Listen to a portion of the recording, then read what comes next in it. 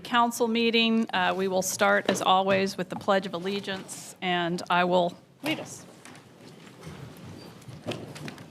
Allegiance to the flag of the United States of America and to the republic for which it stands, one nation, under God, indivisible, with liberty and justice for all.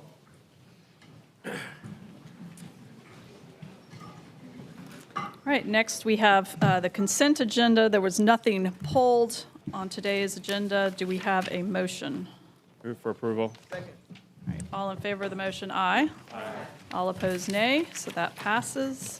And that brings us to public comment. And we will have 3 minutes per person, starting with, and I don't have the names there. Okay, yeah, Larry Yelly. I'll do it.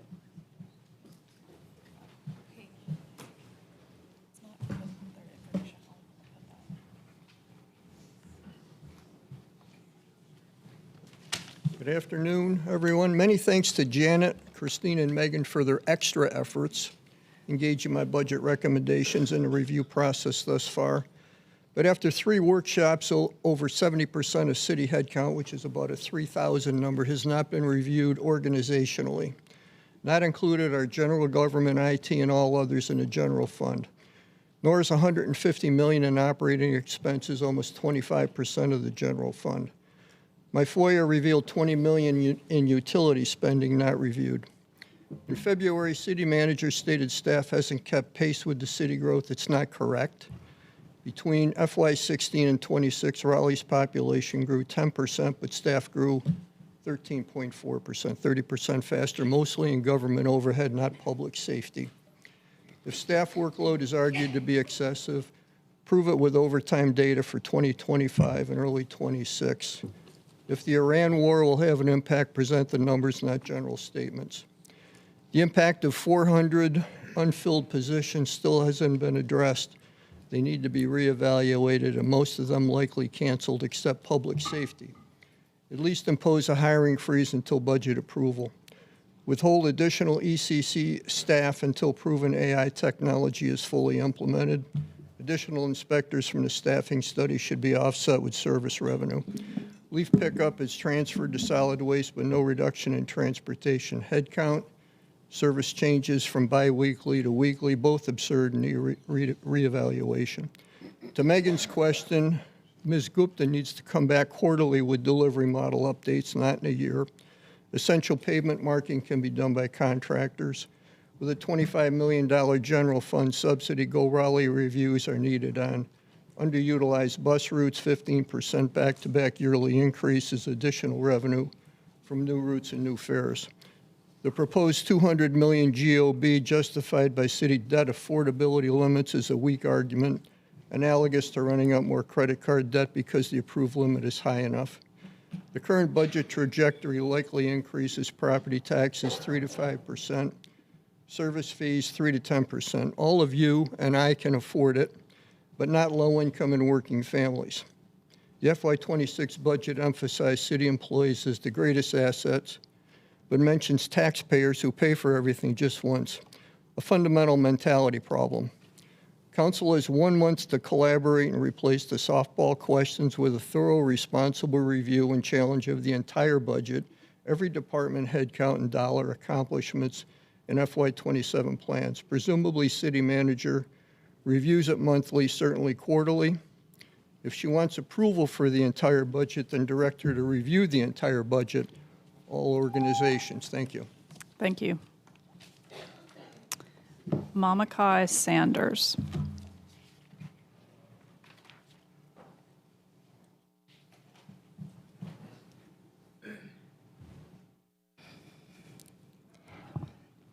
Good afternoon. It's another amazing day in paradise. Thank you for being here.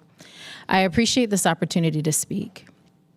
I'm going to continue with my remarks from last week where I suggested some aspect of our Parks and Rec should be operated as an enterprise like water and solid waste. By creating membership levels, including a free one, individuals and families can receive different benefits so the community centers can actually be used by the community as one way to address the tax deficit. Our community centers should be our third spaces. If you're not familiar with this term, a third place is a familiar public spot where you regularly connect with others, known and unknown, over a shared interest or activity. Ray Oldenburg, who coined the term, argued it is necessary for public well-being. What suburbia cries for are the means for people to gather easily, inexpensively, regularly, and pleasurably. Our community centers should be these places. They currently are not. Think of it like co-working membership. If community centers were accessible like that, with maker spaces containing art supplies, printers like 3D or laser, or sewing machines, or even a tool library, the city could potentially be generating revenue from the need for places like that. By the way, Durham has all of that in various ways, mostly in their public library system. And Raleigh does in some way with RUMA, Raleigh United Mutual Aid Hub, right here in downtown. Need more ideas? Before and after school care. Play groups should be offered in most community centers daily, especially where a library isn't as easily accessible. Teen and youth meeting spaces from community leaders, partners, and even youth themselves. Indoor play areas, especially when the weather is excessively hot or cold. Special interest groups that build community. Quiet co-working space, and true refreshments like Juiced, a Black-owned juice bar with 2 locations here in Raleigh because not everyone drinks coffee, or Raw right up the street. There's also a design from the Real Matter 2025 that was inspired by remarks made by our very own council member Silver. They are adjustable structures that could be put in city-owned parking lots that are the size of a parking space to add more gathering places for people to rent or use, perhaps at an additional cost. Obviously, data would need to be collected on the availability of space in each community center. I think you'll find most are mostly empty during the day. Just this week, Wisdom walked into a community center twice in 10 minutes to ask for a basketball and found the office locked with no staff in sight, and not within calling distance either. I went in the third time, and it took about 35 seconds to get a response, but I had to go further into the building and call with my outside voice more than once. I know because I recorded it. Now, I'm not trying to get anyone in trouble. I've known about the emptiness for a long time and have just been quiet about it. But with the city in such a financial crisis with an incredible need for revenue, you need all options on the table. Thank you. Thank you. Ashley Heath Armstrong. Is Ashley here? Okay. Octavia Rainey.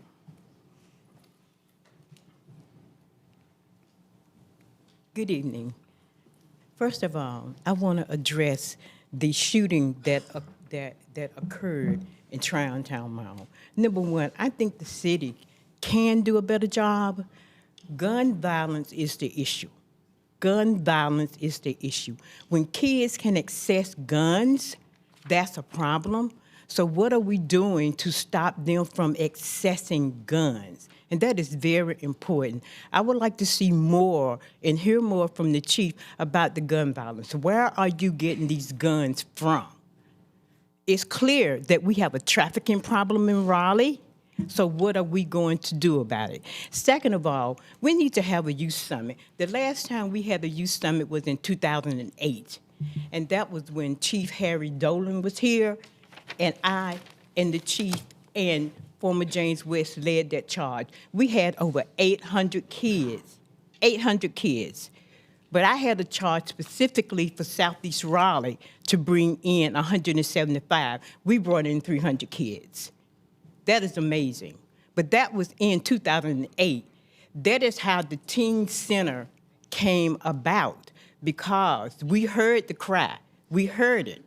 But we heard it from over 800 kids that the city needed a teen center. And that's how St. Monica's Teen Center was born. The third thing I want to talk about, y'all need to do better and more with domestic violence. What happened in Southeast Raleigh, it was a domestic violence issue. But, Corey, you know and I know, that was biased reporting. That was biased reporting. And we're not standing for that in Southeast Raleigh. If you can't treat us fair like any other district, we got a problem, Corey.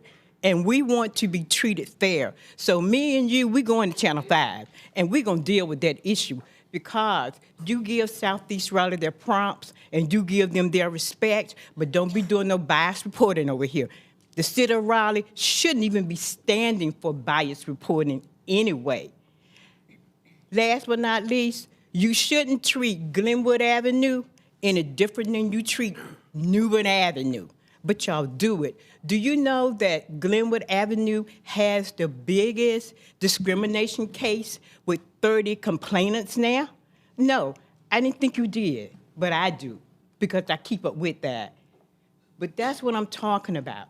You come over here in Southeast Raleigh and you report everything, every little thing, but in other districts, it's kept quiet, undercover.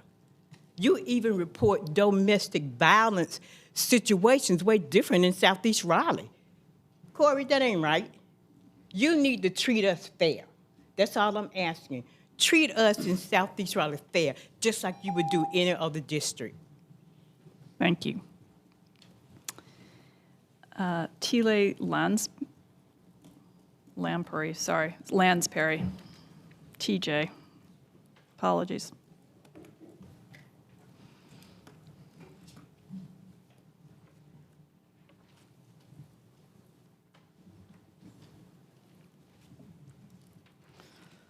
Hello. Thank you. Thank you for your ongoing commitment to making our neighborhoods safe for cars, pedestrians, and cyclists through initiatives like the 2025 Active Mobility Plan, the Neighborhood Traffic Management Program, and Safe Routes to School. I appreciate your focus on enhancing road safety for all users. Rezoning proposal Z4325 at 6309 Litchford Road does not reflect this commitment and assuredly would aggravate the existing safety limitations of the Litchford community and surrounding area. I used to bike to work in downtown Boise, Idaho daily for over 5 years. Since we moved here in 2015, I don't feel safe riding off my street. Since we do not have a sidewalk, I drive my teenage son, who was 3 when we moved here, the very short distance to high school because I have witnessed the safety issues associated with our lack of sidewalks. We look forward to a thriving, healthy, and active neighborhood with safe choices for ourselves, visitors, and our children. You are already aware of our concerns and have noted the Planning Commission voted 8-1 against this development in our overtasked neighborhood. Since our family moved to Litchford Forest, we and our neighbors have wanted sidewalks, crosswalks, and a bike lane to connect us safely to Litchford Road, Millbrook High School, other amenities, and neighborhoods. We all want safety, peace, and health. We look forward to continued efforts to connect more neighborhoods like ours to greenways and essential services via thoughtful and balanced development. We fully support the city's active mobility vision, create a connected, equitable, and accessible network that makes walking, bicycling, and rolling safe, comfortable, and viable for all, fostering a healthier and more connected Raleigh. I ask that you do not approve the proposed rezoning in Litchford Forest. Protecting the current zoning is crucial for maintaining the integrity and safety of our existing residential area. Our neighborhood needs the services addressed that impact the safety and well-being of our community members first, before any additional burdens resulting from the rezoning request proposed are considered. The Planning Commission overwhelmingly agreed. Raleigh has demonstrated a commitment to smart growth.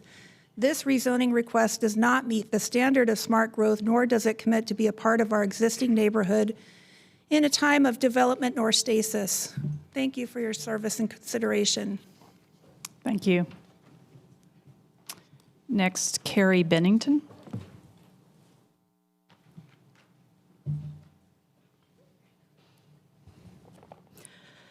Good afternoon, Mayor and City Council members. I am here again today as one of 9 homeowners in Anderson Forest whose backyards would be taken under the proposed Greenway connector streamside option 1B. I want to focus my remarks today on fiscal responsibility because at a time when the council is facing a $13 million budget deficit, the numbers behind this project simply do not add up. In September, city staff stated there were no cost estimates, yet assured the public this project could be completed within the $4.48 million parks bond allocation. But public records show that a month earlier, there was already an estimate of $4.7 million for segment 1B alone. That's before including the $785,000 design contract and before accounting for the other required segments. Since then, the numbers have only escalated. We've seen a revised estimate of $5.76 million, including a $1.2 million contribution from stormwater. Then more recently, a total project estimate exceeding $8.65 million, nearly double the original bond allocation. And even that is still not the full picture. These figures do not include land acquisition, legal cost, or eminent domain proceedings required to take private property and condemn a long-standing existing environmental conservation easement. With those factored in, the true cost could easily exceed $10 to $11 million for a project centered around a half mile of Greenway. At a time when residents are being told taxes and fees may increase, and even a bond referendum is being discussed, it's important to be clear, bonds are not free money. They are debt that taxpayers will carry for years to come. So I ask, how can the city justify moving forward with the most expensive, most legally complex, and most environmentally disruptive option when less harmful alternatives exist? And this isn't just about cost overruns, it's about how these costs have been presented. When the public is told one thing, but documents show another, it undermines trust. And it's about priorities. Many Raleigh families are already struggling to keep up with basic needs. This is not the time to take on unnecessary financial risk for a project built on incomplete and evolving numbers.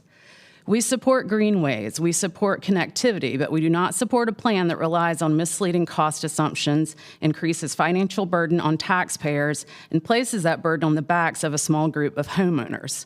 Additionally, the city's own budget and management service report from community listening sessions indicates that 80% of those surveyed feel the Greenway system is already adequately funded and would prefer funds be directed elsewhere in the city's long list of priorities. Raleigh has an opportunity here to choose transparency, to choose fiscal discipline, and to choose a better path forward. Thank you. Maisa Saltari.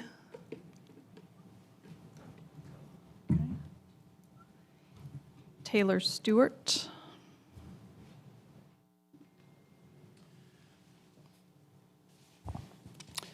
Good afternoon.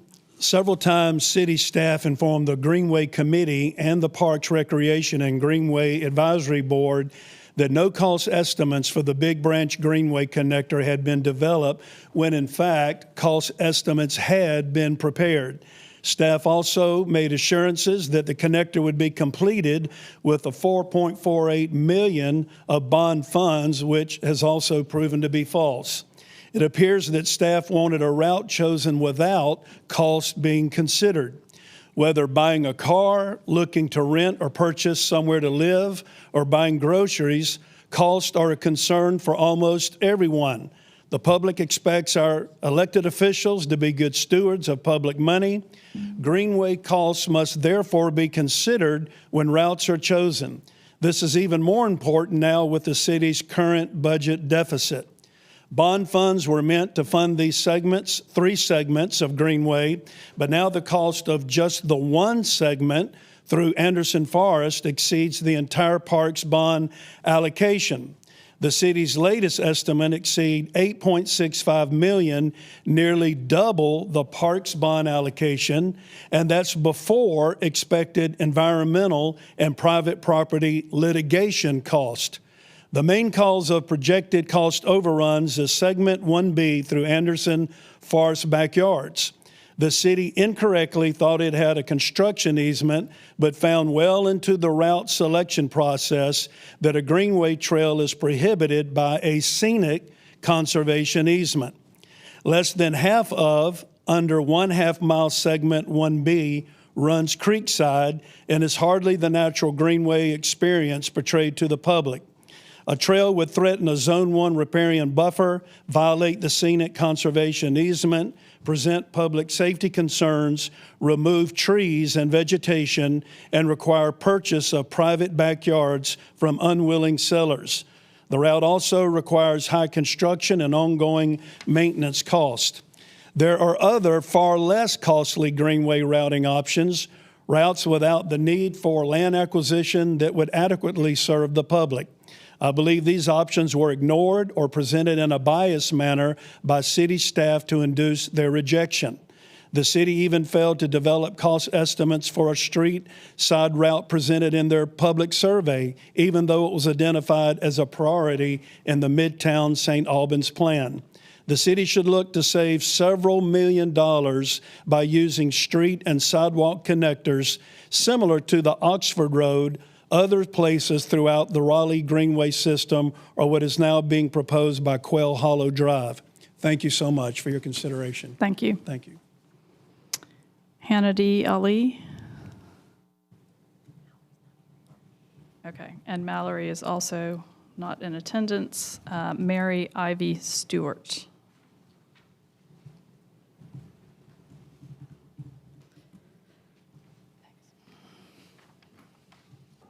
Good afternoon. We have demonstrated how city staff use bias in presentations and public surveys to improperly steer the public and council to choose a Greenway route through Anderson Forest. I will address bias designed to induce people not to choose the street side option. Plantation and Hines Drive were described as only 25 feet wide, presenting them as too narrow. No mention was made of the 60-foot wide public street rights-of-way. That leaves 35 feet of public right-of-way available on which a connector to Waketown Drive could be placed. A greenway needs about 14 feet, sidewalks even less width. City staff stated significant property acquisition was required. It is obvious that a connector can be placed on existing public land without any land acquisition. Staff also failed to point out to you and the public that the rights-of-way for Hines Drive and Waketown connect, and that the public has long used this land for an informal trail. Nor did city staff mention this area was identified as a priority bicycle and pedestrian connector in the city's Midtown St. Albans area planned. Staff presented the negative that there is a steep hill up Plantation Road, but that slope is actually less than the rise from Anderson Forest backyards to Waketown Drive, which was never mentioned. Staff also presented misleading safety concerns regarding roadway driveway crossings. The driveways have good sight lines and most are located on dead-end neighborhood streets with extremely low traffic. The streamside route, by contrast, has to cross Plantation Road, a neighborhood access plus the entrance and exit for 44 office condos with condo traffic so heavy that a special lane exit was constructed. Public safety concerns are therefore much lower for this street side option than the stream side route. Staff presented that the street side option would require elimination on all street parking, but this is untrue. Just look at the Quail Hollow Drive connector. Another reason given for rejecting Plantation Hines option was that the costly retaining walls are needed, yet nothing was said about far higher construction costs on the stream side route. The public survey mentions the number of trees needed for removal as an environmental concern, but failed by contrast to also mention violation of riparian water quality rules and scenic conservation easement. The city has failed to prepare cost estimates for this route, the route 35% of survey respondents chose. Why? Based upon staff descriptions of the street side route, no one would never know it was the safest and by far the cheapest and easiest to construct and maintain. Bias was used to present the Plantation Hines option in an undesirable manner, and by doing so, induced choosing of the Anderson Forest route. I urge council to please take an unbiased look at alternatives other than Anderson Forest. Thank y'all so much. Thank you. I think Ashley Armstrong has come in, so if you want to come on up.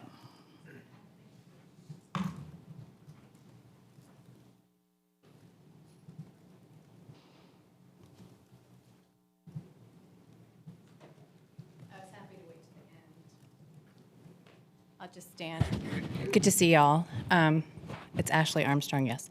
So I had a couple of detours on the way here. I had to take another shower because I thought it was low mow spring and there was heavy mowing in John Winters Park right-of-way today in the park, which makes 0 sense considering we're going into a drought. Leaders practice knowledge. We continue to see bad policy and practice by the city, especially in the Parks Division. So I did have some prepared remarks. Yesterday I had really bad internet connectivity. I had better connectivity this morning, but again had bad connectivity. And there's a lot of things going on today. I was able to stream the governor's conference on budget in tandem with this, and then we also have the General Assembly going on, and I did have some reports from the tax special committee last week that will be affecting us. So one of the ongoing frustrations that we have is the lack of connectivity with budgets and plans and programs and practices. There's a lot of good things that I heard this morning with regard to the Go Raleigh discussion. And so I'm very pleased that we're starting to pick apart these things in pockets in terms of agreements that we've had with the city. I'm so thankful to our fellow citizens that spend the time to come and be more prepared and more accurate, often than the staff themselves. And it's super frustrating when staff makes a recommendation and then we have 2 at-large members and often the city councilor themselves that allow this to happen within their own district. So we realize there's a lot to catch up on collectively as a body and as a city in terms of fixing things, especially with regard to transportation. I had to drive here this morning. On the way here, there was a portion of Newborn that was going under construction, and it simply wasn't marked properly. So I did take the time to take a picture of that and talk to the superintendent of the particular engineering group that was overseeing it so that he could better understand it and fix it going forward. Because it's all about safety first and respect. And we need to make sure that the policies and the budget and everything that we're doing as a city and as a council show respect for our city staff, the people out working in the field, the people that live here, the people that have committed to be here, the people that have spent the time to make the plans in the 80s, 90s, 2000s. And we have a commitment to those people in particular when we spent those tax monies in the past and in the future. So we've got a $13 million budget deficit. We're voting on a lot of expenditures today. I'm wondering, does this add to the budget? Were these already earmarked? What we're being presented are pockets of a budget that don't connect. We can't see where these expenditures are and what the line items are. I've been to several meetings in the past year asking these questions. I've been told I'm going to get emailed the answer. I haven't. Thank you. Okay, Athena Wallen. Thank you for waiting. Hi, everybody. I'm Athena Wallen. I continue to advocate for Raleigh's unique, beautiful, and fascinating characteristics of our stormwater creeks. These are systems that intake unpredictable volumes of runoff during times that we are fortunate with rainfall. These are systems that connect our neighborhoods, defying our human-made neighborhood boundaries. These are systems that life relies on. They have a natural marriage to robust tree canopy and happy root systems and diverse plant and wildlife. They are natural third spaces, shade spaces, and areas that provide moments of calm. These creek ecosystems, or creekosystems, are insights to each and every neighborhood of Raleigh. They connect us. We should be restoring them. We should be celebrating them. Our creeks offer remarkable environmental resiliency if they are cared for, if they are invested in, and if they are respected. They are degrading, they are eroding, they are struggling. And it falls on the responsibility of many private homeowners to understand the complexities of this situation. I implore city leadership to continue to seek out responsible ways to conserve the land around these fluctuating, evolving creekosystems, as I find it short-sighted to assume these creeks will continue to sustain the influx of runoff with the influx of density. I find it fiscally responsible for the city to have ownership and planned maintenance around these creeks. I find it fiscally responsible to reduce the removal of existing tree canopy and root systems instead of favoring maxed-out development. I also am in favor of greenways being around these creek systems because of those shade spaces, because of those calm spaces. And I understand the scary aspect of change. I don't have a greenway behind my home where my creek meets my property, but the city intended to have one. But now we have development, that has maxed out all the way to the sewer easement, and we have an eroding creek riparian buffer that is just disappearing. So where is that greenway going to go? It would have been amazing to have an alternative for pedestrians and cyclists on Brookside Drive. It would have been amazing to have a shade space for everyone to enjoy. I find moments where I have strangers actually in my backyard because there's a little sign saying that there's a wildlife habitat. And they get curious. And they walk towards that sign wondering if it's okay. And it is okay for me. It is okay. Because that curiosity is beautiful. I find people remarkably fascinated to be surrounded by the trees, by the shade, by the bird song. This is for everyone. Thank you for your time. Thank you. All right, next we have Larissa Green.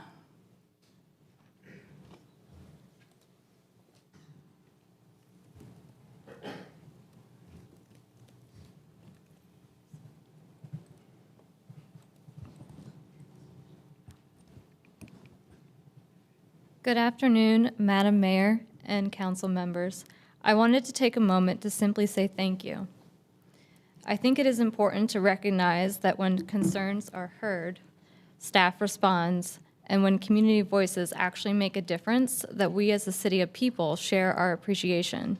I'm speaking today also in hopes that council will deny rezoning Z4325 at 6309 Litchford Road. There are many members of staff that have heard me and my neighbors at great length. I want to acknowledge their communication, their adjustments, time spent listening, and actions that matter. Participation is not just symbolic, it is impactful. Thank you to the Planning Commission for their 8-1 vote of disapproval. That kind of outcome reflects thoughtful deliberation, community input, and willingness to take concerns seriously. I also want to address others in the community who may be watching that your voice matters. You just need to care enough to show up, share your perspective, ask questions, and stay engaged. Every day, decisions made help shape our neighborhoods, our growth, our safety, our infrastructure, and our quality of life. When more people participate, those decisions get better balanced. So again, thank you to Raleigh Transportation for your attention on our traffic concerns. Thank you to the Ask Raleigh portal employees for fixing potholes and signs. Thank you to the Raleigh Planning Commission for their vote to disapprove of this rezoning application 8-1. Thank you to Councilmember Silver for meeting with our neighbors to truly understand the impacts development has and will continue to make in our community. I'm not naive to the fact that past rezonings have not felt validated. So thank you to those who've stood here before and faced disappointment. Change in a city doesn't happen all at once. It happens because people keep showing up and refuse to let their community be overlooked. I hope more residents will take the step to be part of the process. Please support the opposition to Z4325 at 6309 Litchford Road by emailing the council members, city council members at raleignc.gov. And I'll close by saying this. I trust this council to continue doing what we've seen in this process, carefully weighing the facts, listening to the community, and choosing the path that prioritizes safety and long-term community well-being over short-term profits. Thank you. Thank you. Victoria Reich.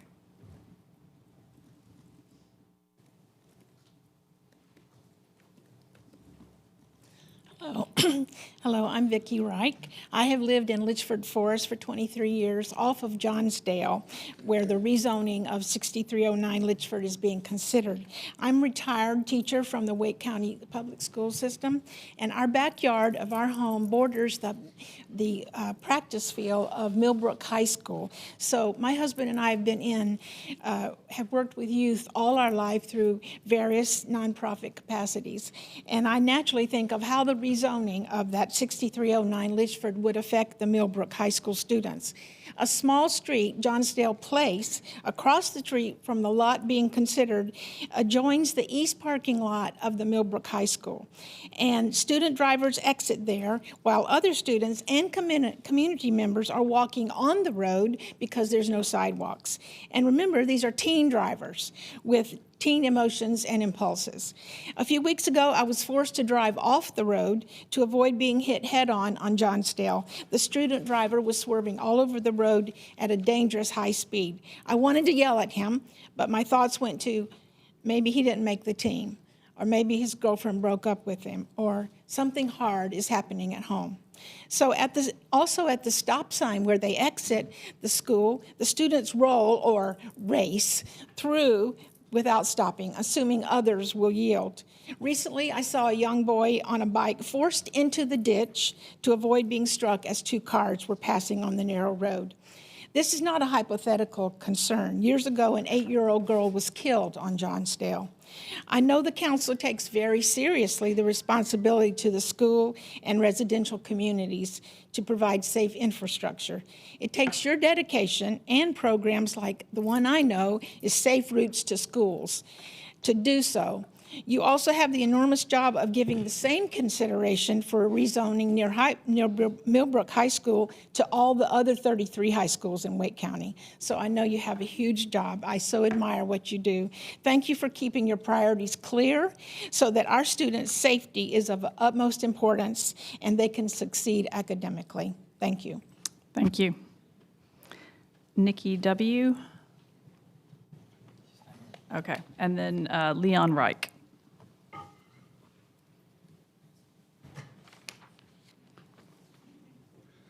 Yeah, I have to follow my wife, so I have to be careful here. I'm also speaking in regards to the rezoning of Z 4325 of 6309 Litchford Road.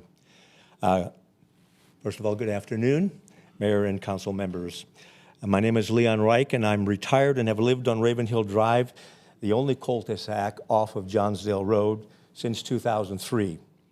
I am privileged to speak on behalf of this community of families because during the last 5 years, we have experienced a wonderful change to this area. We have many young families that have come in with small children. And I must say it's a delight as a grandfather. This is a place where families live, where students walk to Millbrook High School, where people head to the park or catch the bus. It's a place where families gather together for picnics, egg hunts, Halloween parties, and holiday celebrations. But the truth is, they are doing it without the needed safe infrastructure necessary. No sidewalks, as been mentioned, limited safe crossings, and traffic that already moves too fast. Any moment a family chooses to walk to another family's home or park, they do it with great risk because it's on the road with traffic going by all the time. This matters greatly as a neighbor who can't just include buildings and density. It has to do, I believe, with the quality of life and how safely families can live their daily lives. Right now, we have a gap between how this area is used and how it was built. Families are walking these roads every day, but the environment wasn't built to protect them. Adding more intensity and more traffic without fixing the structure doesn't strengthen the community. It puts the community and its people at higher risk. Growth should come with responsibility, as you all agree. It should bring the infrastructure that makes a place safer, not strains or adds to what is already lacking. I'm asking you to think about the real everyday experience of these streets, the students, the family, the neighborhood, and what kind of environment we are promoting and creating. I remind you that for most of these humble families on these streets, it's not a financial option to move to a safer place. Thank you. Thank you. All right, that concludes those signed up for public comment. So we will move on to the report and recommendation of the Planning Commission. And we have Bynum Walter and Dwight. Is Dwight Otwell here today? Okay, there you go. He's here today. Yes, ma'am. Good afternoon. Bynum Walter, Raleigh Planning and Development. I'm joined by Dwight Otwell, Chair of the Planning Commission. Some May holidays ahead for us. And we have some public hearings also ahead. So at the next meeting in the evening, we have 2 items scheduled for public hearing and nothing yet scheduled for the second meeting in May in the afternoon. We have 4 items coming out of Planning Commission today, all recommended for the May 19 afternoon meeting for public hearing. The first is a portion of 7800 Battle Bridge Road. 7800 Battle Bridge Road is a portion of Randley Farm. This is a request for just 24 acres of that larger tract, going from residential 4 to industrial mixed use 3-story height limit with conditions. This is initiated by the county and city who jointly own the property. This request is consistent with the comprehensive plan, although inconsistent with the future land use map. Planning Commission recommends approval. The second item on the commission's report today is 7929 Ligon Mill Road. This is a request to rezone just over 59 acres from Wake County R30 to residential 6 with conditions. This request is consistent with the comprehensive plan and the future land use map. Planning Commission recommends approval, and you have just scheduled the public hearing for the associated annexation for the May 19 suggested public hearing date for this item. The third item on the report this afternoon is 319 Heck Street. This is about a half acre going from R10 with the Neighborhood Conservation Overlay District to residential mixed-use 4-story height limit with conditions. This request would remove the Neighborhood Conservation District. The request is consistent with the comprehensive plan, including the future land use map and the urban form map. Planning Commission recommends approval by a split vote here. And then the final item is 5601 Six Forks Road. This is just over 7 acres, going from office mixed use with a 3-story height limit and a parking limited frontage and some conditions, and then another general use district that's the same, all to a single combined neighborhood mixed use 5-story urban limited frontage district with conditions. This is consistent with the comprehensive plan and the future land use map, as well as the urban form map, and Planning Commission recommends approval. What questions could I or Commissioner Otwell answer for you before you take action? Thank you. Questions? Councilor Patton. Hi. The Heck Street case has a condition around a plaque, but it does not provide a lot of specificity about that. Is that specificity like regulated elsewhere? It is not. Staff would rely on what is articulated in the condition. Okay, got it. And then the animal shelter, there are a lot of conditions on this case. It seems that the stated intent is for Wake County to build an animal shelter here, but there's a lot of conditions around like number of residential units, number of office, et cetera. Can you speak to why that's included if the stated intent is none of those things? Yes, so they have offered some conditions really to delay the traffic study to the site plan phase.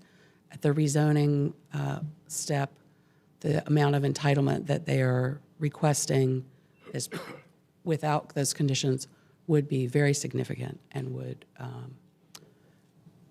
require a traffic study. So they are wanting to delay that in the development process when they can offer greater specificity about what they plan. Got it, helpful. I don't see any other questions. Do we have a motion? I move that we schedule the rezoning cases for the May 19th public hearing. Did you say evening or? Afternoon. Evening? Oh, only afternoon, then afternoon, May 19th. Second. Don't want to go on that one again. Still gun shy after our earlier incident. Yeah. All in favor of the motion, aye. Aye. All opposed, nay, and that passes. Thank you. Thank you very much. We have special items, so we will invite Bynum Walter back to the podium. Sorry about that. Yeah. And this is Z3825 Trailwood Drive. That's right. This is the northernmost of those 3 Trailwood rezoning requests that have been in front of you recently. So this is a request for just under 14 acres. The conditions have been revised since you last saw this at the table, and the applicant is ready now, having made revisions, for you to schedule the public hearing. If you are ready, we are suggesting a May 5 date. You'll remember we just have those 2 items scheduled for the evening May 5 hearing. And given the community interest in this, thought the evening meeting would be more appropriate. So there's a look at that site. And so what's changed are some of the aspects of these conditions. So the first revised condition is limiting the area of disturbance within the 100-year floodplain, and also a requirement for a no-rise certification. Then also minimum of 200 feet of frontage along the west side to be occupied by building facades within 20 feet of Trailwood Drive, and no parking located between the facades and Trailwood Drive.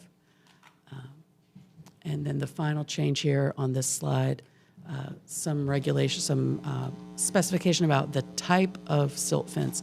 This is specifically referencing the super silt fence that would be offered as part of the construction process. And that's the changes to the request since you saw it last. What questions could I believe the applicant is also here if you had questions for either of us.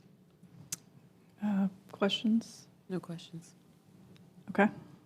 Do we want to set the public hearing? Yeah, I'll make a motion to set the public hearing for our first meeting in May at 7 p.m. Second. All right, all in favor of that motion, aye. Aye. All opposed, nay.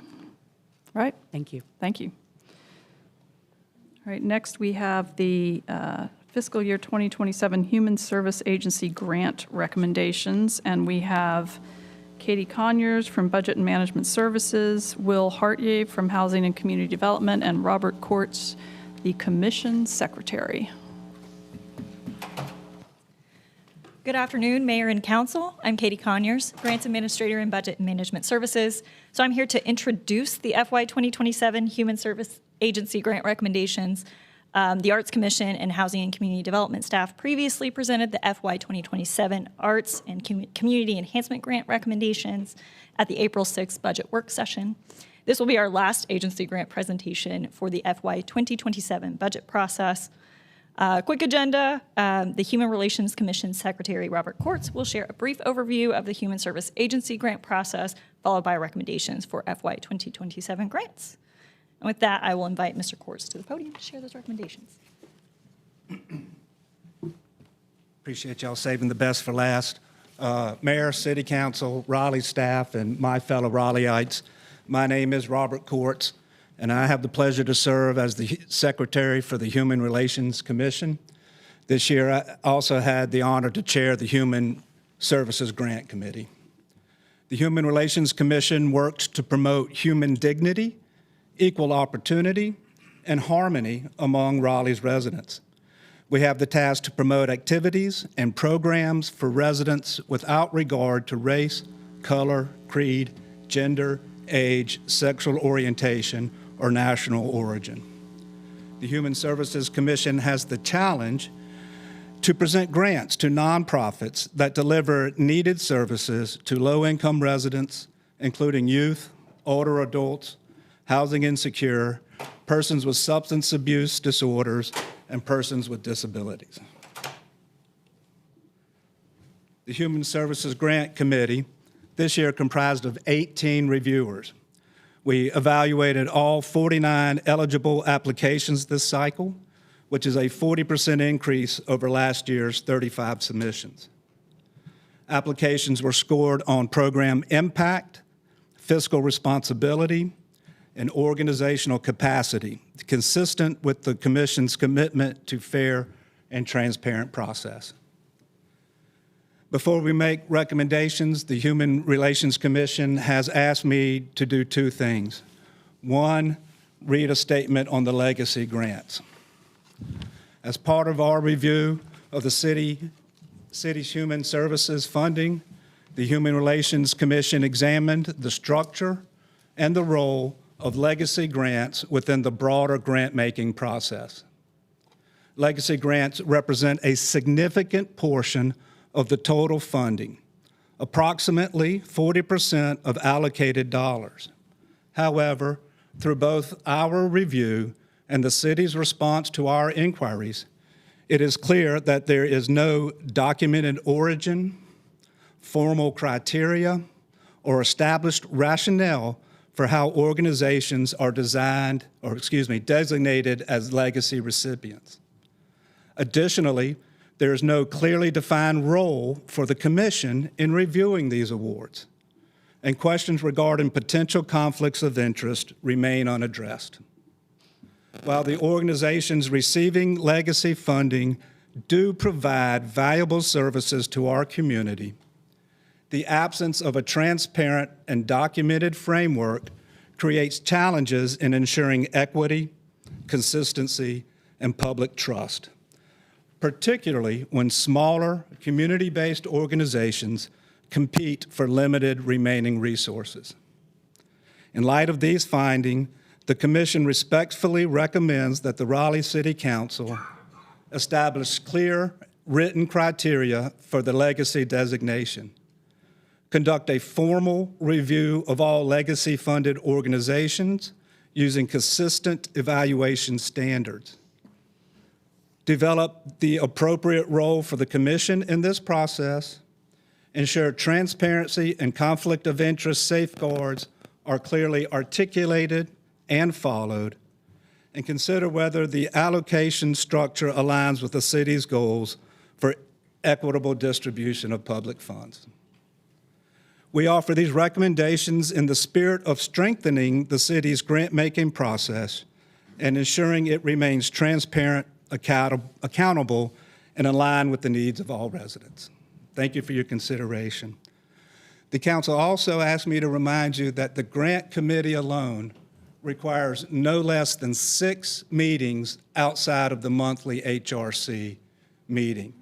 And new rules regarding in-person or versus virtual will cause if not worked out, will cause a significant burden upon the grant committee alone. That being said, based on the review, the Human Relations Commission recommends funding 35 organizations, including 9 first-time applicants, for a total investment of $911,350. We respectfully request the Mayor and City Council's approval of the FY 2026-27 Human Services Grant recommendations as presented. Okay. Questions for, okay, we got, everybody on this end has a question. We'll start with Councilor Jones and work our way down. Thank you so much for a very full presentation. Can you speak a little bit more specifically for me to the what you were talking about, hybrid meetings or virtual thing? What were you meaning? We were informed at our last meeting that all meetings would need to be in person, whether they're the HRC monthly meeting or any committee therein. So if all meetings have to be in person, that is a significant burden on a citizen volunteer. Understood. Can we get staff feedback on that? I wasn't aware of that. I wasn't aware of that either. I think we spoke to She this brought last it week up. with a different commission. So basically, if you'll recall years ago when we made each commission pick whether they wanted to be virtual or in person, whatever decision they made for their full body flowed down to their committees. And so they have to be uniform. But at our last meeting, I asked staff to evaluate offering more flexibility such that subcommittees could be virtual, even if that was different, or just that subcommittees could be different than the full body. And so I believe the manager's preparing a pro-con list for us soon. Yeah. Great. Oh, okay. Thank you so much. Yeah, my question is, of the applicants that did not receive funding, was there any communication or feedback provided to them? Or will it be any feedback provided to Let them? the city answer that, but my understanding is yes, on these legacy grants, the city is very communicative with both timely, what they received and when, as well as feedback to how they could do it better. Okay, so the committee will provide the staff information? I think this. Okay. I would like to add that the staff-commission relationship this year was better than ever, and it was a very smooth process. Yeah, I just want to thank you, Robert, for your leadership here and all of your group. It is a lot of work to do this, and it's so important. Something I would like to receive is just a list of, I see all the applicants, who was funded at what levels, but can I also get the scores? Like, I assume there's a objective score for everybody, because that would help me. I know we've got some council contingency funds. There might be an opportunity to fund a couple of these groups from our own monies, and I would love to do that if I can. Be happy to provide that and what the criteria were that the commission came up and how they were judged and put into tiers. Great, thank you. Yeah, go ahead. Say, and I'll come down. Thank you. And I'm sorry, I forgot to ask this, just about legacy grants. I know that there's been a few of us who've had conversations with staff about it, so I'm just wondering if there is a planned time for us to circle back to that conversation to see what is happening with legacy grants moving forward. Yes, it was staff's proposal that we bring forward back that as part of the discussion as our mid-year retreat to kind of see after we'd get through the granting cycle, because it was too late in the process to change for FY27, but bring it as an item on that mid-year retreat agenda so that you all can determine how you want to move forward. And just know that runway kind of creates an opportunity for communication, because there has been a long-term relationship with some of these legacy committees. And so how do we go about doing that in a timely enough manner, not to be detrimental to their book of business? Definitely. Thank you so much.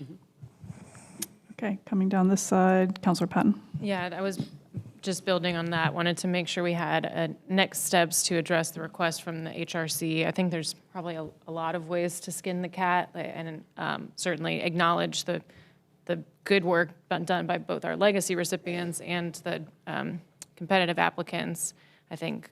But I also resonate with the idea that if the HRC is not actually opining on them, then perhaps we should not call them HRC grants, so they should become council grants, or everyone should be truly competitive, or some cadre of options. So mostly just wanted to make sure that had a next step, so that's all.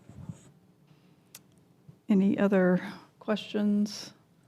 I will also just say I appreciate all the work. I know this is, as you said, 6 meetings and a lot of time, and appreciate, obviously, that you're making decisions over about $1 million and on important nonprofits. So do we have a motion to accept, or? Sure, motion to accept. All right, all in favor, aye. All opposed? All right, and we appreciate it. Thank you. I have a question. I guess this is for the city manager or maybe our city attorney. If there are organizations on this grant list that did not receive funding, would they be eligible for council contingency funds? Mm-hmm. I think so, if they meet the criteria that you all have established and approved for your council contingency dollars. So, yes. So, to the council, whoever has contingency money left, this may be a good place to look to see if there's a need. I see some, obviously this was a tough decision, but I see some that had money last year, didn't get this year, or got significantly less than they requested, so there may be a need here. So. Correct. Scratch the last part. It would just be the ones that didn't receive any, I believe, Correct. that would be eligible. Okay. Next, we've got the 2026 Housing and Transportation Bonds, Allison Bradshaw.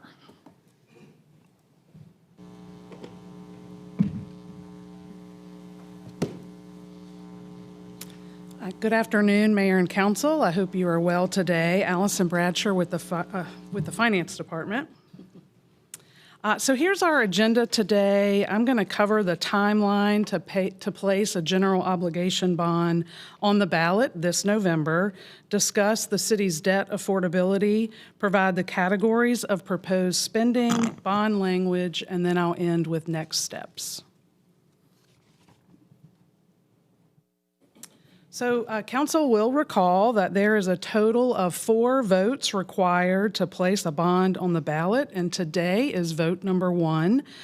This vote essentially sets the purpose and the amount of the bonds. The city has debt affordability totaling $203 million. This amount can occur every 4 years and is reassessed annually, and it comes without a tax increase. And this is what we have been referring to as steady state. The proposed use of these funds is a transportation bond and a housing bond on the ballot in November, each for $101.5 million. You have seen this chart before from my colleagues in the Transportation Department. These are the bond spend categories proposed by the transportation team. You will see BRT and deferred projects initiatives within adopted plans here at the city, as well as programmatic spending.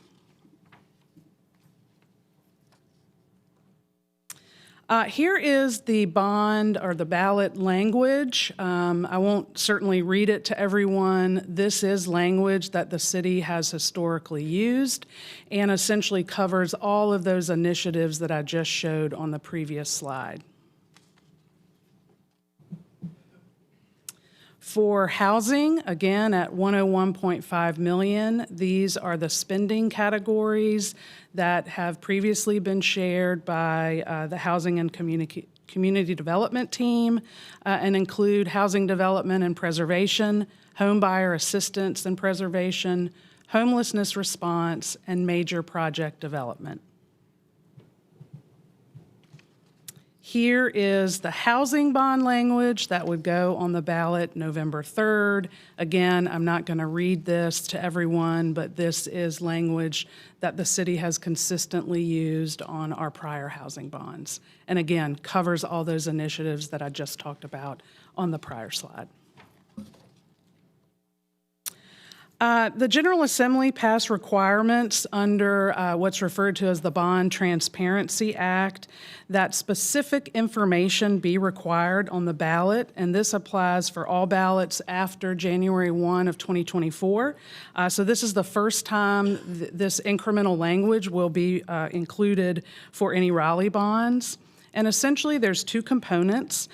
We are required to include a calculation of the bonds at an interest rate that's provided to us by the Local Government Commission, or the LGC. Now, this rate is much higher than what a AAA rated city like ourselves. However, based on the language, we are required to use the higher interest rate. We are also required to include the cost to pay for these bonds, essentially on $100,000 of assessed property value. Now, with great news, I can say we've been working with the staff at the LGC, and because these are under our steady state, we are going to essentially list that there is a zero property tax required in order to pass these bonds. Now, the final approval will be by the LGC, and we are slated to be on the June agenda there. So the recommendation is for an authorization to proceed, essentially with a not to exceed of the $203 million, with the 101.5 for the transportation and 101.5 for housing. We will then file that application with the LGC, as I just mentioned, be on their June agenda.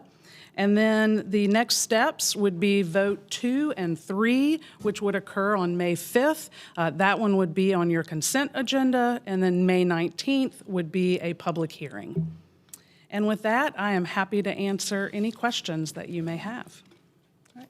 Questions for Ms. Bradshaw? Hello. Hi. I'll kick it off. When I was reading the packet in preparation, the ballot language looks very long. By the time we include this and then that the stuff required by statute, it's very long. I want us to be thorough and transparent, and also I want voters to get all the way through their ballot. Is there? I don't know what my question is here exactly, but like, is there a time when we'll be able to see how it would actually look on a formatted ballot with the columns and everything? I'd be happy to certainly look at that annually, or when we have an item on the ballot. We have to work with Wake County and Durham County on what that will look like.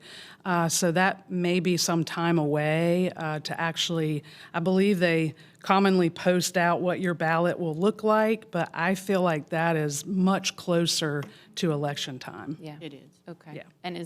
And this today would be our only time to adjust, like today's vote is adoption of this language?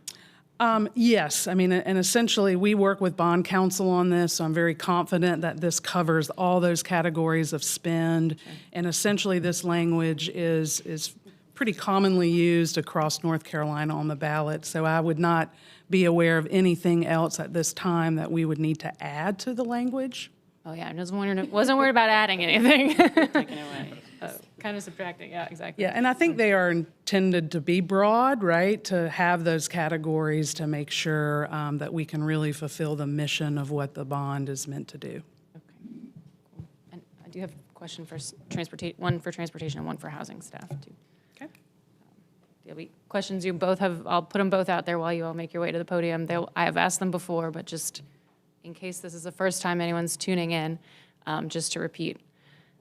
On transportation, a lesson we've learned from past bonds is that we need projects to be shovel-ready so that we don't lose time in design and property acquisition.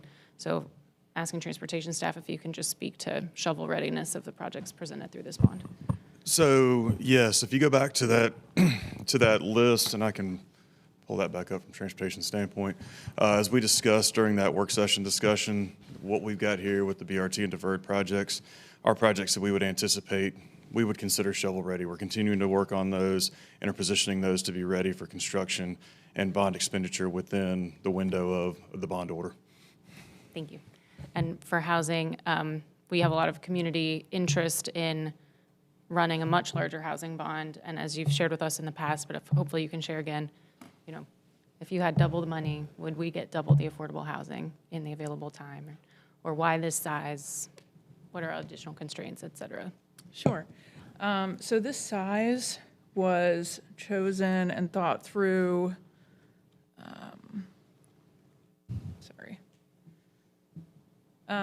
so that we would be able to continue our current production with just maybe a little bit more. So our current capacity to be able to expend these funds is reflected here, as well as an inflation rate. So a cost adjustment for what we expect the cost to rise.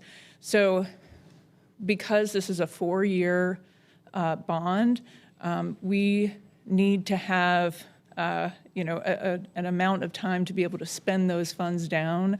And as we understand it, and Allison can speak better to this, making sure that we are spending down those funds in a timely manner is crucial in order to continuing to receive bond funds. So we also took that into consideration. So it was really a capacity, being able to continue the work that we're doing at the same pace, considering the cost increases, and then the fact that this is going to be 4 years, and then we will see another bond in 4 years. All right, I had Silver and Jones and then Lambert Melton. Mr. Richard, transportation can come back up. I'm certainly going to support this bond, the importance of having both housing and transportation. Can you go at this slide with the big jump? Yeah, since we had the work session, I think, always been very vocal about increasing our sidewalk network. And certainly that's part of this package. I believe it's 50 miles for bike lanes, 5 miles for sidewalks.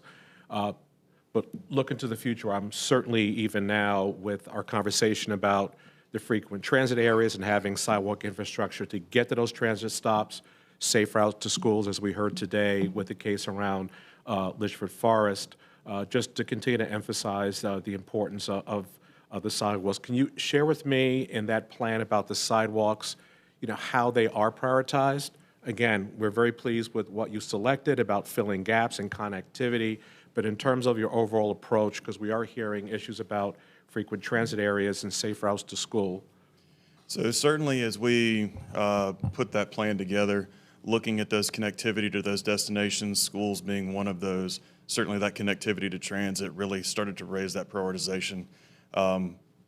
As we look to the future of our system, making sure that we've got those connections is going to be absolutely critical, and that was the baseline of how we establish that prioritization, both for the sidewalks and our bike facilities under that plan. Thank you very much. All right. Thank you so much. Allison, I have one question for you and then one for housing. with everything that we have, the multiple bonds that are potentially going to be on this, I appreciate the blurb that we're talking about to make sure that residents know that it's not going to be a property tax increase.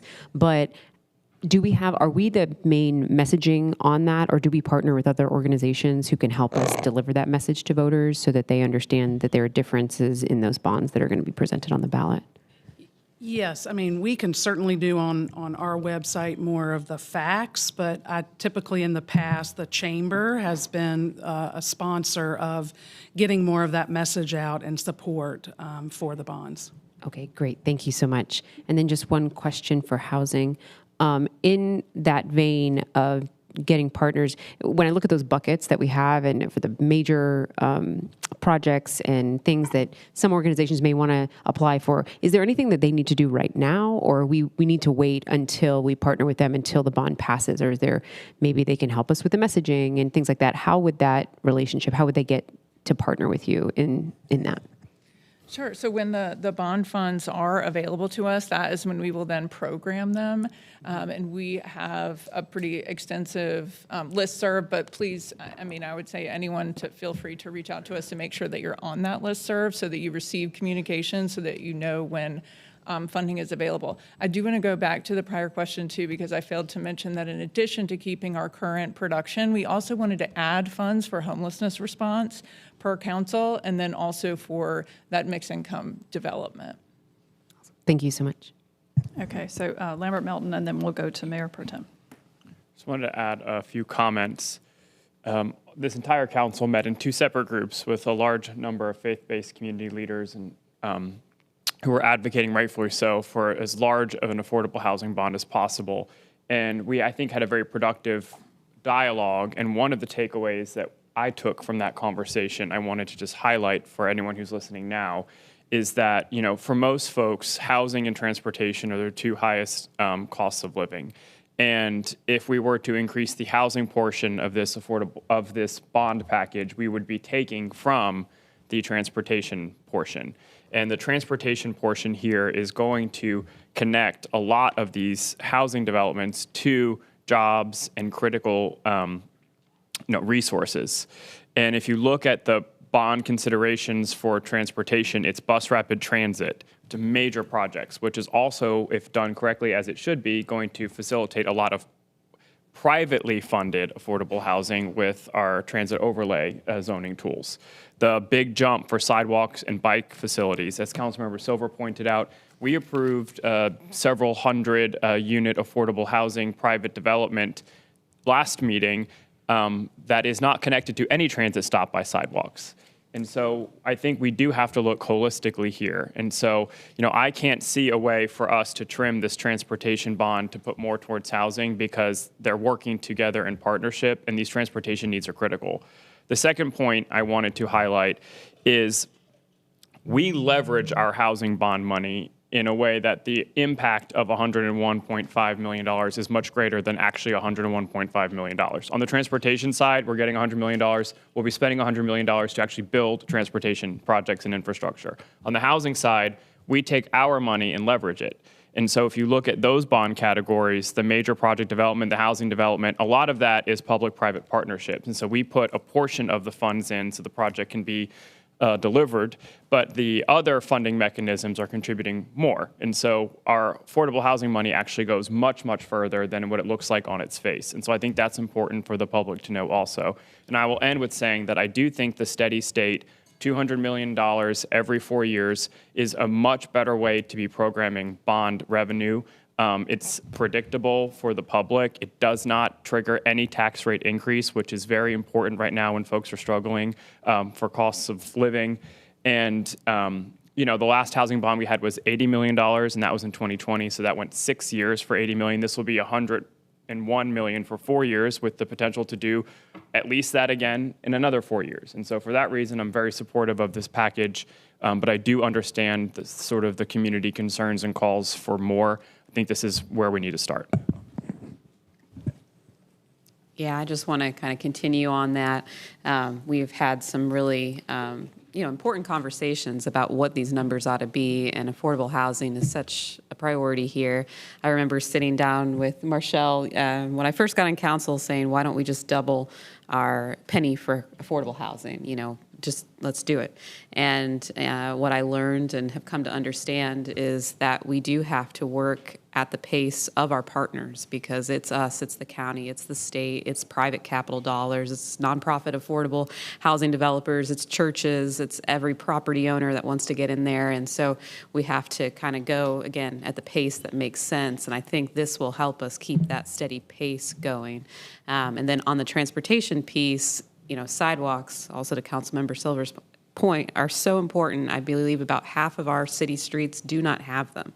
And so if we don't put the funding in, then the affordable housing projects that we are approving, folks cannot get to the bus, this wonderful Go Raleigh bus system that we have. And so we have to make those improvements. I'm excited about bus rapid transit down South Saunders. That's what those lanes will be for. And that's where I would say the majority of the affordable housing projects in my district have been approved in the past years. So this is really, I think, all working together. Councilor Branch. I just want to say ditto, and I move to approve the authorization to proceed. Second. All right, any other conversation? If not, all in favor of the motion, aye. Aye. All opposed, nay, and that is unanimous. Thank you. Okay, next we have Sue Ellen Colon with boards and commissions bylaws.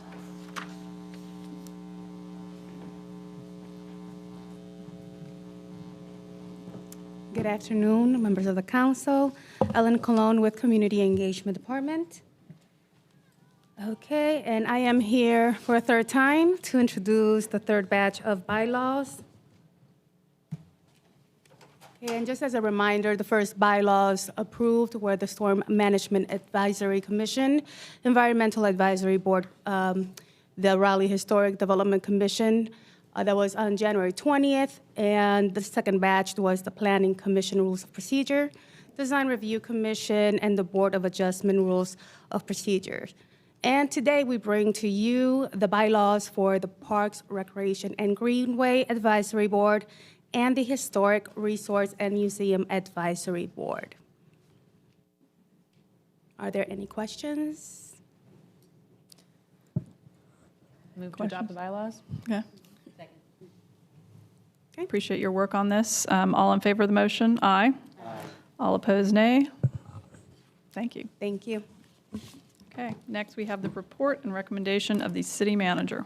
Good afternoon, Mayor and Council. We have 2 items in my report today, but before we get to that first one, many of us participated in a ribbon cutting today, and oftentimes when you do this work, particularly now when we're trying to be responsive and bringing forward a balanced budget that kind of meets the needs of our community and take into regards into consideration everybody's struggling in this moment in time, your why, right? And so while we were able to cut the ribbon this morning over at Licton Plaza and to then honor the construction of the Omni Hotel, it was an excitement in the cool, brisk air this morning. But one of the things that kind of struck me and kind of reminded me of my why was, as I stayed around a little longer, Evan Raleigh and I hanging back with Carrie and some of the staff at RCC, there were school buses and charter buses pulling up along Wilmington Street, dropping off kids.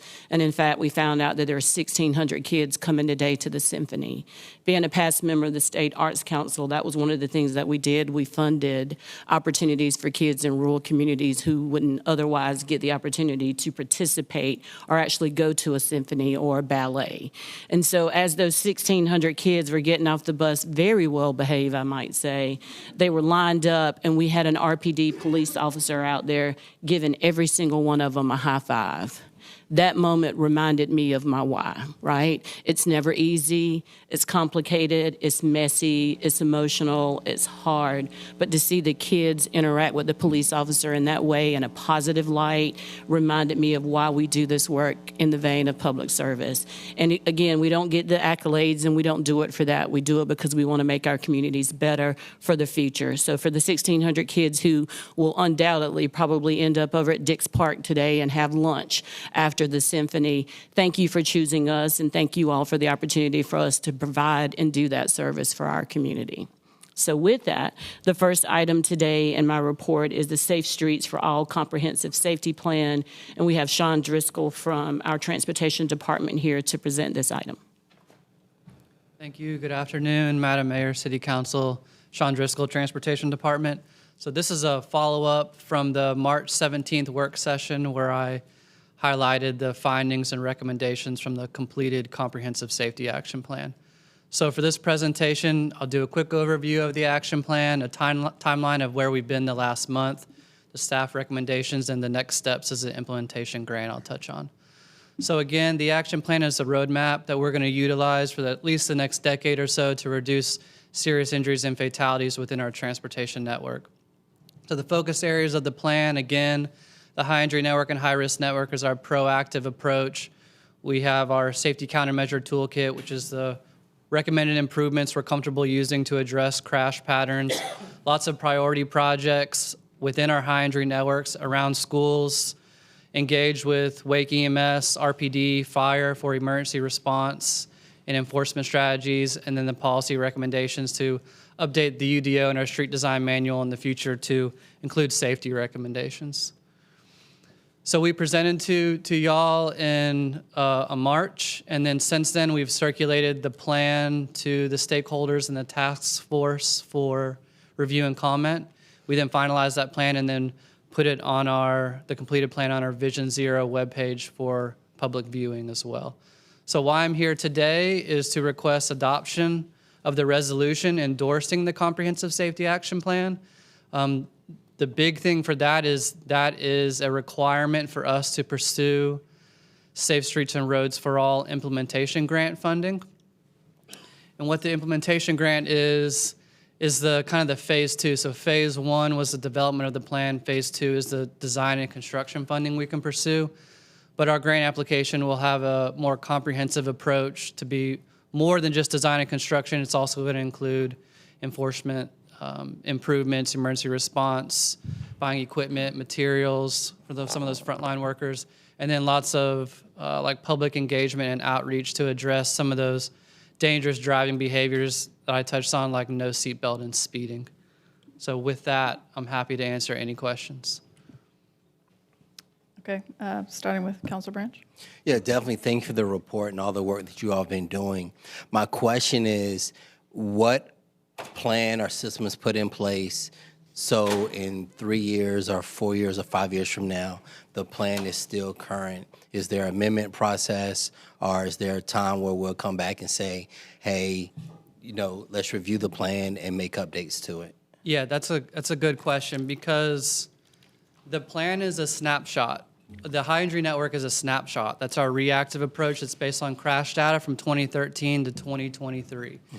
And you're right, like as we make improvements, some of those high injury intersections and networks hopefully will be removed from the list and new locations will come up. So yeah, there's a cadence or a precedence that we're gonna need to put in place to reevaluate the high injury network, probably every 5 years or so.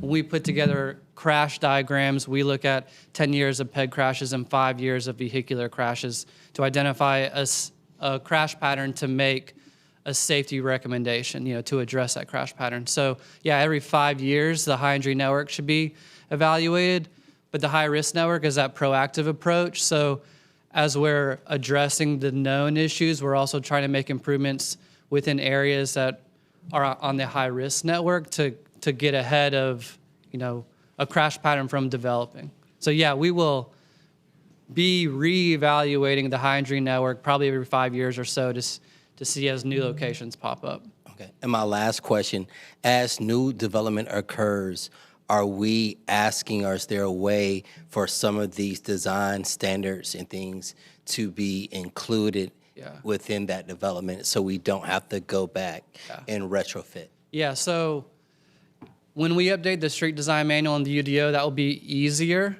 But I'll say the development review staff, the transportation staff, do a good job reaching out to us to say, there's a new development coming within this location. Are there any known safety issues that we have? Are there any known crash patterns? We provide that recommendation to them in a possible safety countermeasure that they can either, try to kindly ask the developers to try to implement so we don't have to come in after the fact. So it's a little bit more of a proactive approach now, but as we update our policies, it will be more of a requirement. Thank you. Thank you so much for this. I just have two questions. Do you know or have any idea of what the full cost to implement this plan will be? I know that you have the projects, but that doesn't include construction, utilities, rights of way. So is there an idea of what that full cost would be? Yeah, so we put cost estimates together for the top 9 priority projects and the top 14 tier 1 projects. The total of those is around $56 million. There's a lot of variable associated with that because they're conceptual designs in nature. The implementation grant, the average award is around $10 to $12 million. That's the kind of recommendation FHWA is requesting applicants to shoot for. That's what we're going to shoot for. That's going to address projects at 3 of the top 9 corridors, and then as well as 5 of the top 14 safe routes to school corridors, as well as like back plates at 90 intersections across the city. So we're going to spread it out. So, that being said, this is kind of our guide for the next 10 years to address these locations. So I don't think we're trying to do it all at once, but it will kind of help us create that priority of where we need to focus. Thank you. And just one quick reminder, with the action you took on the bond order, we do have roughly $20 million in there to help support the implementation of the Comprehensive Safety Action Plan that was programmed in that adopted plans bucket. Awesome. Thank you so much. And then my last question, in a portion of this is a very long document, but there's a portion of this that talks about mobility device users, and we referenced that 78% of mobility device users feel unsafe right now in crossing our streets. And so curb ramps, APS signals, and access landing pads, they're still listed as supplementary recommendations rather than a standalone priority category. And I was just wondering if we can clarify that and how are we making sure that this is a large number, 78% of people using things like wheelchairs don't feel safe right now. How are we making sure to message and say that that's part of our plan as a priority? Yeah, we could modify that so it reads better to be more a priority, because it truly is. We work with street maintenance. They replace thousands of ramps across the city. We get a couple $100,000 as part of the budget every year to implement accessible pedestrian signals at many intersections around the city, those leading pedestrian intervals you referenced.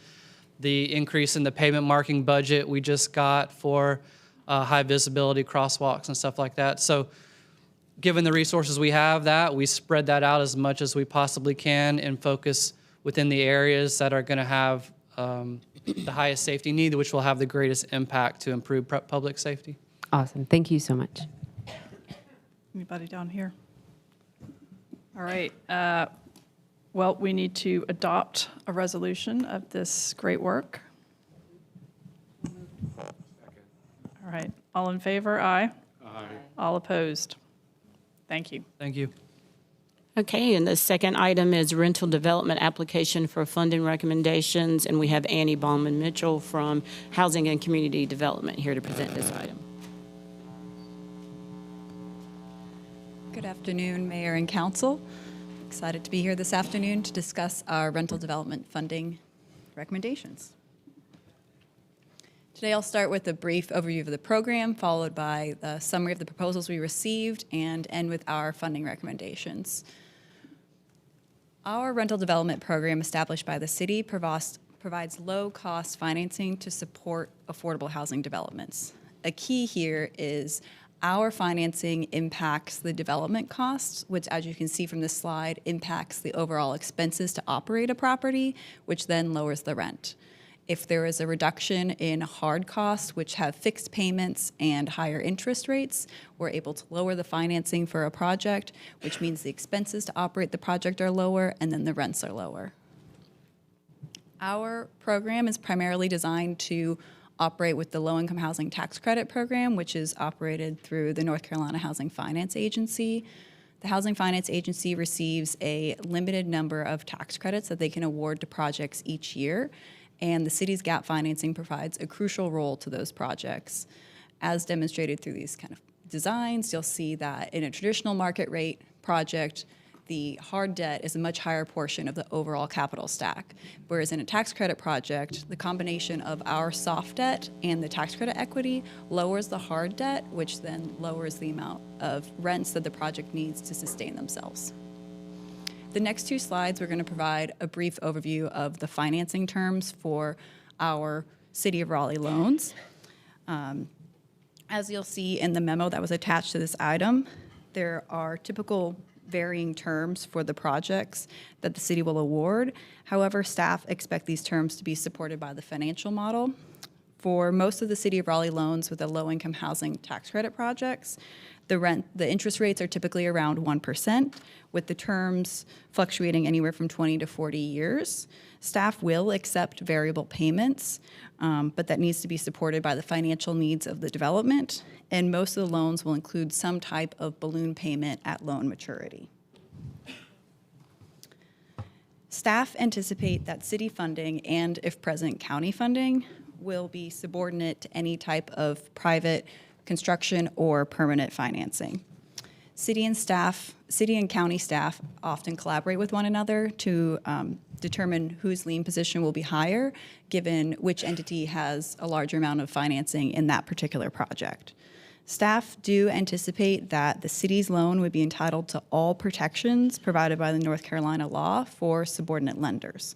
For example, if a foreclosure were to occur and there was insufficient equity to pay off the first mortgage or construction loan, then the city would not receive any proceeds. However, if sufficient equity was generated through the foreclosure sale, then it's the city's intent and expectation that the city's loan would be repaid through those available proceeds. During the first round of financing applications in 2026, the city received 8 applications requesting over $22.5 million. I did also just want to highlight that the 2026 NOFA was the second year in which we required a 5% set aside of units for referrals from city-sponsored programs. For the new construction of these projects, we don't have those new construction units online yet, but we're trying to set up a pipeline of units to be available for future referrals. The 8 applications that were received were evaluated using the scoring criteria included in our notice of funding availability. Of the 8 applications received, we're recommending funding for 5 of those projects. 1 application withdrew after their submission. A second application received a lower score primarily due to site and financial readiness. And a third application scored high enough to be recommended for funding, but due to last-minute shifts in other funding availability, the project wasn't feasible to move forward at this time. All 3 projects are welcome to reapply for future funding rounds. On this map, you'll see a rough estimate of the 5 recommended projects overlaid with our affordable housing location policy. You'll note that 3 projects are outside of the opportunity areas. These 3 projects are senior developments, which are exempt from the location policy. The first project we're recommending is Brookhaven, which is a new construction project serving seniors up to 60% of the area median income, which as of 2025, which is the most recent data available, is approximately $55,000 for a household of 1 and $63,000 for a household of 2. Eagle Trace is a new construction senior development serving households up to 50% of the area median income, which is currently set at approximately $46,000 or $46,000 and $53,000 for a family of 2. Every unit in this development will be receiving project-based vouchers from the Raleigh Housing Authority, so all 90 units. Let's see. Evoke at Newbern will be the new construction senior development serving households also up to 60% of the median income. This project will represent CSE Community's first time partnering with the City of Raleigh. They've developed over 750 affordable rental units in the past, and their application was supported by strong recommendations from LISC and the City of Charlotte. This project will also receive 25 project-based vouchers from the Raleigh Housing Authority. Heritage Park Phase 1A will be a family unit, and it will complete the development in the northwest corner of the overall Heritage Park redevelopment site, which are the 11 acres owned by the Raleigh Housing Authority in downtown Raleigh.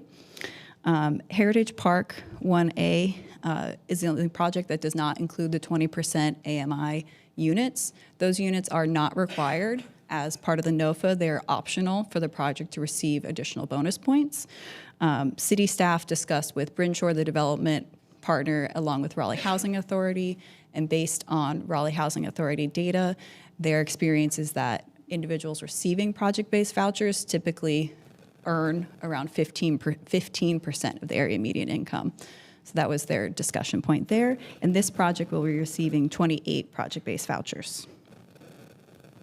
The last project we're recommending is the Willow. This is a new construction family project serving households earning up to 70% of the area median income, which is approximately $92,000 for a family of 4. This project will receive 39 project-based vouchers from the Housing Authority. This slide represents a bit of our available funding. As you can see, we have about $12.8 million available for this NOFA. The total proposed projects would require just a little bit less than $10 million.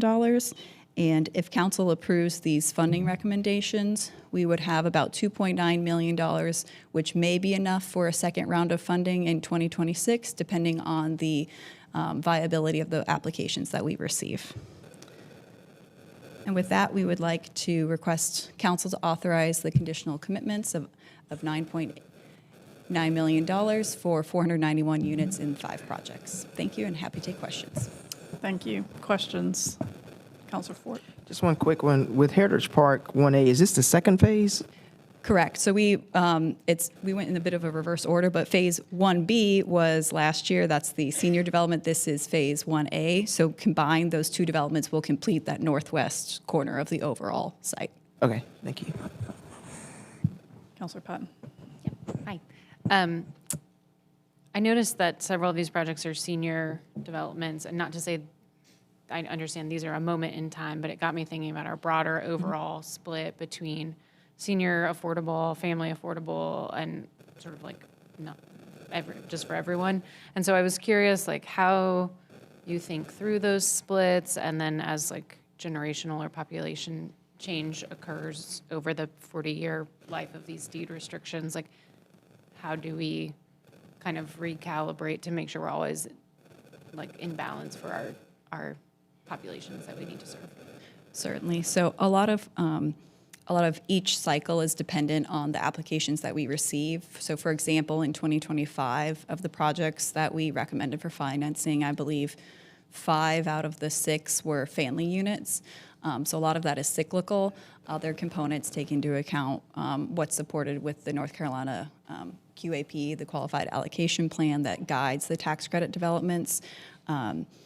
And so for us, we also look at market studies for each development to make sure that there's sufficient need within the market and ensuring that these projects have the demand to lease up and remain sustainable throughout the process. So those are kind of the factors that we're looking at.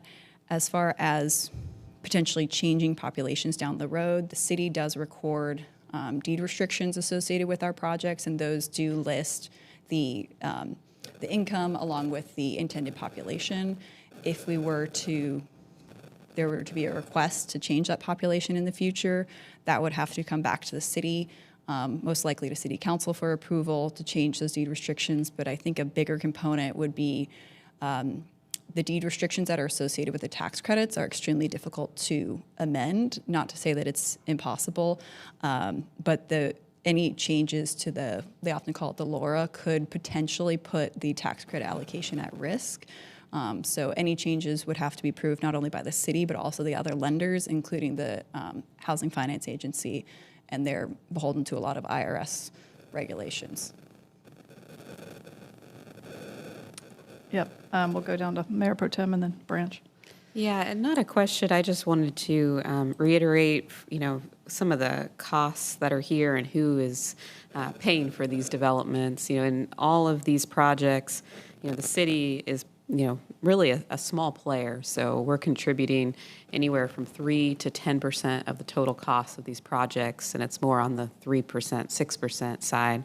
I know we have a lot of new partners that are interested in building affordable housing in the city, and I can't wait to get them doing this work.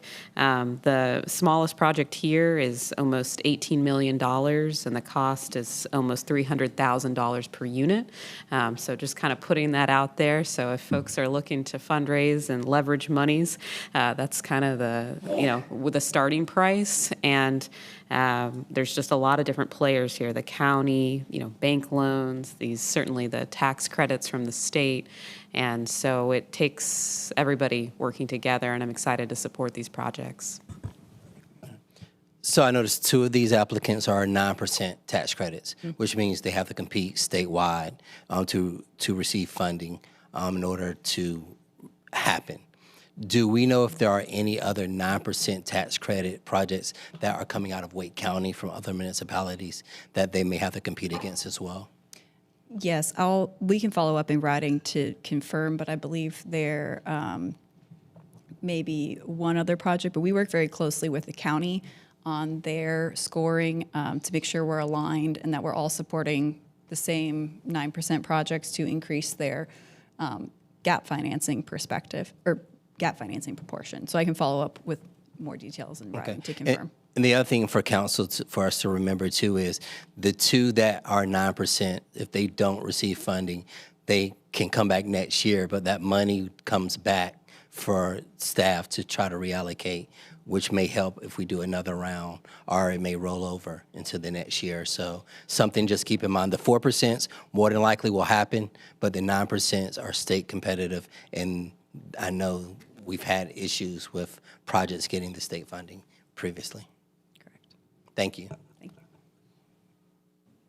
Do we have a motion? Move for approval. Second. All in favor of the motion, aye. All opposed, nay. And appreciate all the work on this. Thank you. That concludes my report, Mayor and Council. All right. Next, we've got the report and recommendation of the Parks, Recreation, and Greenway Advisory Board. Hey, everyone. Hello. This month, the Parks Board voted unanimously to recommend the adoption of the Forestville Road Park Master Plan to Council. Any questions?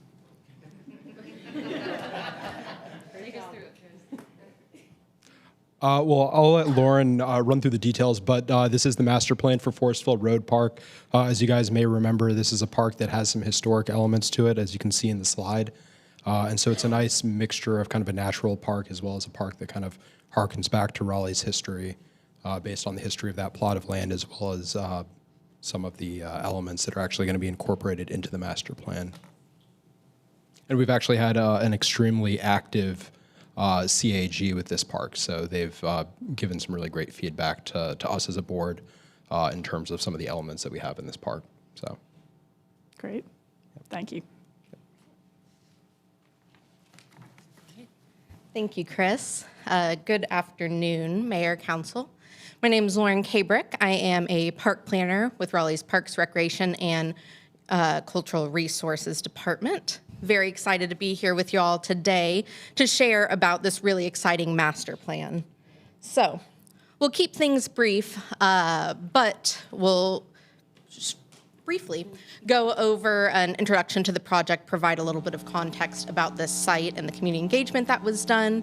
We'll share the master plan, including the concept plan for the park itself, and then talk a little bit about next steps and what's coming next for this park. So to start with a little bit of that context, Forestville Road Park is an approximately 25-acre site. It's located in far northeast Raleigh, the location of the star on this map here. It's within Council District B. For a point of reference, it's very close to the intersection of Forestville Road and Buffalo Road. Now, as you all are likely quite familiar, this area of the city is growing very rapidly. All of the highlighted parcels here in this map are parcels that are either currently going through the permitting process or currently under development. So we're going to see a huge increase in the number of residential units in this area that will be served by this park in the near future. So for the project itself, we have been working on this master plan over the last year. In particular, the planning portion of the project took about 9 months. It was all done in-house with park staff and licensed landscape architects, which was really wonderful and let us be fairly expeditious with this planning process.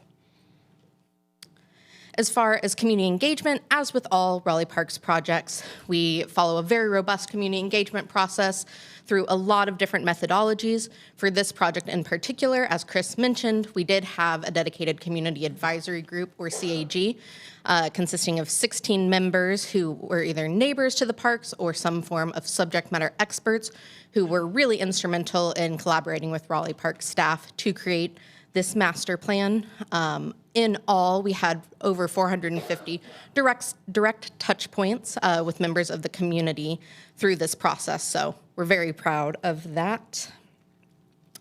So for the master plan itself, in collaboration with that community advisory group, we developed design goals to really guide that vision and intention of this park itself. Those included honoring history, fostering community, conserving nature, and inspiring play. In particular, for this site, honoring history was very important because this piece of land is a portion of what was once a 600-acre plantation. So making sure that we gave appropriate acknowledgement and interpretation to the layered history that this parcel has had over the years was of tantamount importance to us and to the community as well. So as far as the concept plan itself, we pulled out some highlights on this graphic here.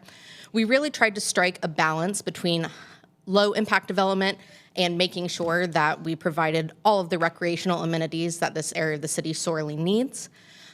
So we've got a stream that kind of bisects the site running south to north here. On the east side of the stream, that's very much our low impact development side of the property. It's primarily trails, a mixture of both paved trails and natural surface trails to give variety and opportunities there. On the west side of the stream is where we've concentrated some more of those higher impact uses, including a very large adventure playground, so very dynamic play. We have a restroom and a picnic shelter, a multi-sport court, a pollinator meadow, and in the far northwest corner here is where we've got kind of the anchor for the historic interpretation and historic gathering for this site. We are preserving a legacy stand of pecan trees, and have a dedicated historic gathering area that will be anchored by public art as well as interpretive signage to really kind of be a launching point for folks to explore this park property. So to illustrate some of those amenities that I mentioned, again, a mixture of paved and natural surface trails. All of our trails on this site are in loop configuration, so people are able to do those laps through the site. Our adventure playground is intended to be very natural in tone, so using natural materials, kind of having a treehouse-esque feel to really blend with the beautiful nature that this site possesses. We've got our arrival plaza, which again will have a restroom, picnic shelter building, and be terraced to provide views across the site, and a multi-sport court as well to provide flexibility of use. As far as those natural resources and cultural resources on the site, incorporating a lot of different elements from the historic perspective. Like I mentioned, we've got that preserved pecan grove that we'll be using as a picnic grove. We'll have educational signage interspersed throughout the site, again, interpreting that layered history that this piece of land has. We'll also be having interpretive art that's repurposing materials from a cabin that currently exists on the site. And then, of course, with the park project, sustainability is always front of mind. So we will have green stormwater infrastructure integrated throughout the park, as well as pollinator plantings. So as far as what comes next for Forestville Road Park, we are fortunate to have a development agreement in the sum of $600,000 available through a partnership with an adjacent developer. We intend to use these funds first for site stabilization, so ensuring security to the site, stabilizing the cabin that is currently on the site, and doing interim stormwater mitigation measures thinking about erosion control, bank stabilization of the stream, all of that good stuff. And then for the remainder of this development agreement fund, we will be advancing schematic design, moving as far as we can into the design process. So I know I've thrown a lot of information at y'all in a short amount of time. The recommended action before you today is, as recommended by the Parks, Recreation, and Greenway Advisory Board, adopt the master plan for Forestville Road Park. And I'm happy to take any questions y'all might have. All right, thank you. Questions for Ms. Kabrick? All right, do we have a motion to adopt? No, I have questions. Oh, you do? I would answer Okay. first, 'cause this is my park, so. Okay, well, if no one else has any questions, I'll just do mine. Thank you for all of this, really exciting. To start first with funding source, you acknowledged the development agreement, and that will do some things. So honing in on this list, the cabin stabilization and like erosion control, when do you think those things will be in place? Yes. Yeah, it is our intention, pending approval today, to begin work on that this calendar year with the stabilization complete by the end of this calendar year. End of this calendar year. Great. And then you'll do as much schematic design as the money will carry. And then, and I saw in the plan, a very loose early estimate is like 11.5 million. So is that a likely future bond project, or where are we looking for funds to actually build out the park? Yes, you're exactly correct. We anticipate that this would be part of a future parks bond. Perfect. And then one of the CAG members is a descendant of the Up churches, whose plantation this was and has been parceled off. And so some questions that I'll convey that came from him. In addition to those stabilization ones, there's a question around like future tree survey. So when you actually go begin the construction, is there another like tree survey situation that will happen? Yes, yeah, more detailed site investigation is part of the process as we get into the more detailed design. Master planning is intentionally kind of that 1,000-foot view where we're thinking very much at a conceptual level. So there'll be additional geotechnical work, tree surveys. In the case of this development, potentially some archaeological studies, additional archaeological studies as well. So that'll all be part of this advanced design. Okay, perfect. And then related to the historical interpretive art, there's a cabin that was likely the home of enslaved folks, and the vision is that it gets moved toward the front so it can actually be appreciated. Some of the photos in the master plan that were sort of offered as, possibilities were like on the broad spectrum between literal and interpretive. They were farther on the interpretation side. And so I guess I would just throw out some feedback that when we go to actually do the public art like awarding process, that we I think it might be appropriate that we stay a little closer to the literal side, and maybe something that's still like cabin shaped with the art. So that's just a bit of feedback. Yeah. And definitely heard. Certainly, this will go through the standard public art process. So we will have an artist review panel, which we intend to have several members of our community advisory group involved with.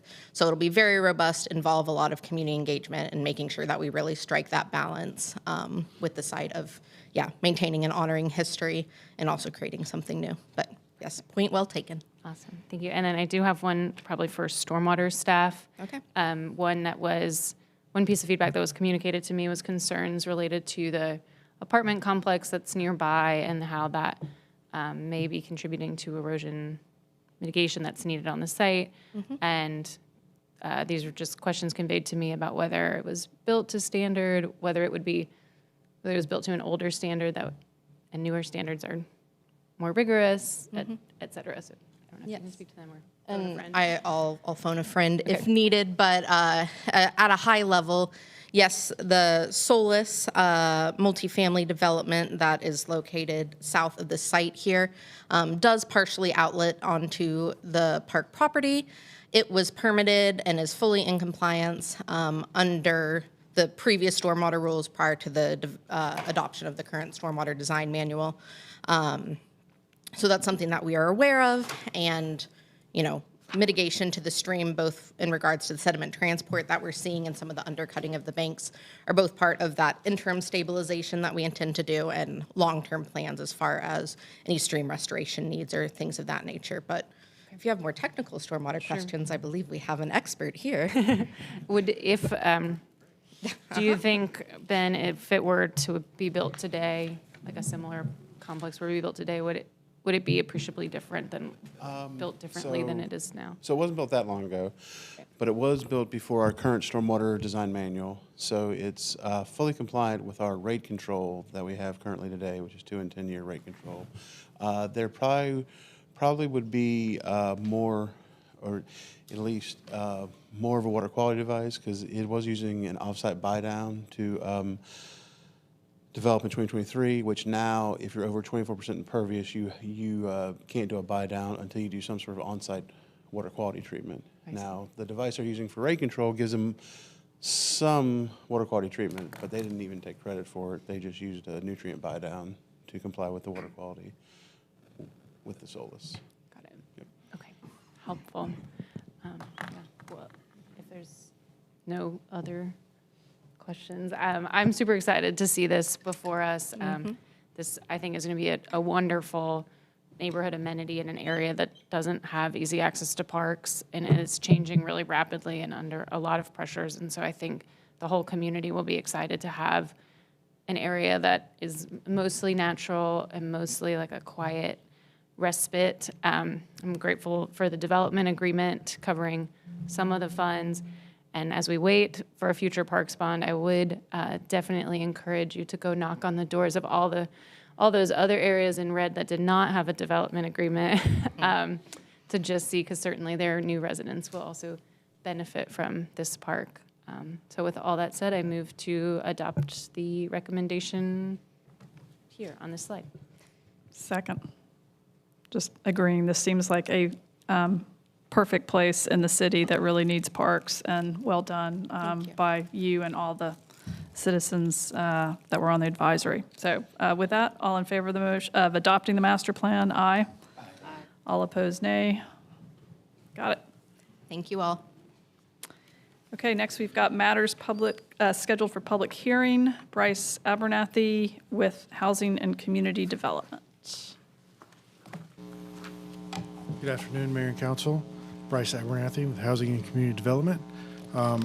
Bringing to you today 4 public nuisances to ask for resolution confirming the charges for the abatement of public nuisance as a lien on the properties. Please note that the property at 2418 Kirk has been paid. The first one we have here is 401 Alston Street, and actually the one directly beside it, 405 Alston Street, were just overgrown vacant lots. The developer did not respond to our notices or anything. 604 Donald Ross was another kind of developer lot. The grass was growing into the street, and it was really overgrown, a lot of limbs and stuff sitting on the lot. And 2711 Layden Street, the last one here, was a lot of limbs and debris and some pretty extreme overgrowth into the side and backyards. If you have any questions, I'd be happy to answer. Any questions? Is that 2711 Layden Street, is it occupied? I don't believe it is. Okay. I do not have anyone signed up for any of these, but we need to take them individually, correct? We can, okay. So I will open the hearings for 401 Alston Street, 405 Alston Street, 604 Donald Ross, and 2711 Layden Street, and I will close them. Do we have a motion? Move for approval. And I will also note that Mayor Pro Tem has departed and has excused absence. All in favor of the motion, aye. Aye. All opposed, nay. Great. Thank you. Just FYI, the Layden Street is a vacant property. It is vacant. Okay. All right, next we have petition annexation AX 3125, which is Page Road, Matthew Clem. Yes, ma'am. Good afternoon, Mayor and Council. Matthew Clem, Planning and Development. have a joint presentation for AX 3125 and Z 3625. If it pleases the council, I'll provide the presentation together. You will have to take 2 separate public hearings and actions to approve. And the appropriate sequence would be annexing the property into our corporate limits first and then applying zoning to it. So I'll start with the annexation portion of the presentation. So the property is currently zoned Durham Rural Residential, so it's located in Durham County, but it is on our side of the joint annexation agreement line. That was most recently updated in 2019, so we're expected to take service of this site and annex it at the council's direction. The application for the annexation petition indicated an 1,000 square foot retail use. However, there's no submitted or approved site plan or subdivision to deliver that specific type of use on the property. The application itself is not binding to exactly what goes there. Anything that is approved or allowed in the zoning district applied to it may be developed under the standards of the Unified Development Ordinance. So the surrounding uses include warehouses, industrial uses, and then on the west side of Page Road is residential uses located in Durham County. And again, there's an associated rezoning petition Z3625. This is within inside your adopted priority annexation boundary as shown by the star on the map. Water and sewer utilities are nearby. Extension and connection would be the responsibility of the property owner at the time of site plan development and delivery. Look at topography and floodplain, no floodplain on the site. Fire service report here shows that the 2 NFPA standards are not met. And I'll move to the rezoning portion of the presentation. So 1.06 acres currently zoned rural residential and a request to rezone to industrial mixed use with a 3-story building height limit. Your planning commission recommends approval 10-0. An aerial view of the site the site comprises 2 properties, each developed with a single residential unit. And you can see to the east the institutional, office, and industrial uses in the area, and to the west a mix of residential uses. A look at the site from Page Road. There are no proposed zoning conditions, so it's a general use rezoning request. That means any use identified in the allowed uses table are permitted in IX, and there are no additional standards beyond the base zoning standards in the Unified Development Ordinance for development. A look at change in entitlement. Maximum units could be up to 29. So we know that in the industrial mixed-use zone, ground level residential units are not permitted. They're requesting a 3-story building height, so you could have ground level uses of various retail, office, or light industrial uses with 2 stories of residential above. You can compare the change in setbacks here as well. And the zoning entitlements for the requested industrial mixed use go up to 100,000 square feet of industrial space as the maximum entitlement here. Consistent with our future land use map, it's identified as office and research development in the comprehensive plan and some policies for future land use zoning consistency of compact development, preserving industrial land where it's planned for in our comprehensive plan, and noting inconsistency with zoning and infrastructure impacts and response time standards related to those NFPA standards not being met in the fire report. And this is the Planning Commission's recommendation. I know the applicant is here to answer any specific questions you have. They did not sign up for prepared comments, but they are here and can respond to any questions you have. Okay. Thank you so, sorry, I'm really loud. Thank you so much. I just wanted to review the fire concerns because I did submit these questions before and I got a great answer, but I'd like to daylight those. So if I can speak to fire really quickly.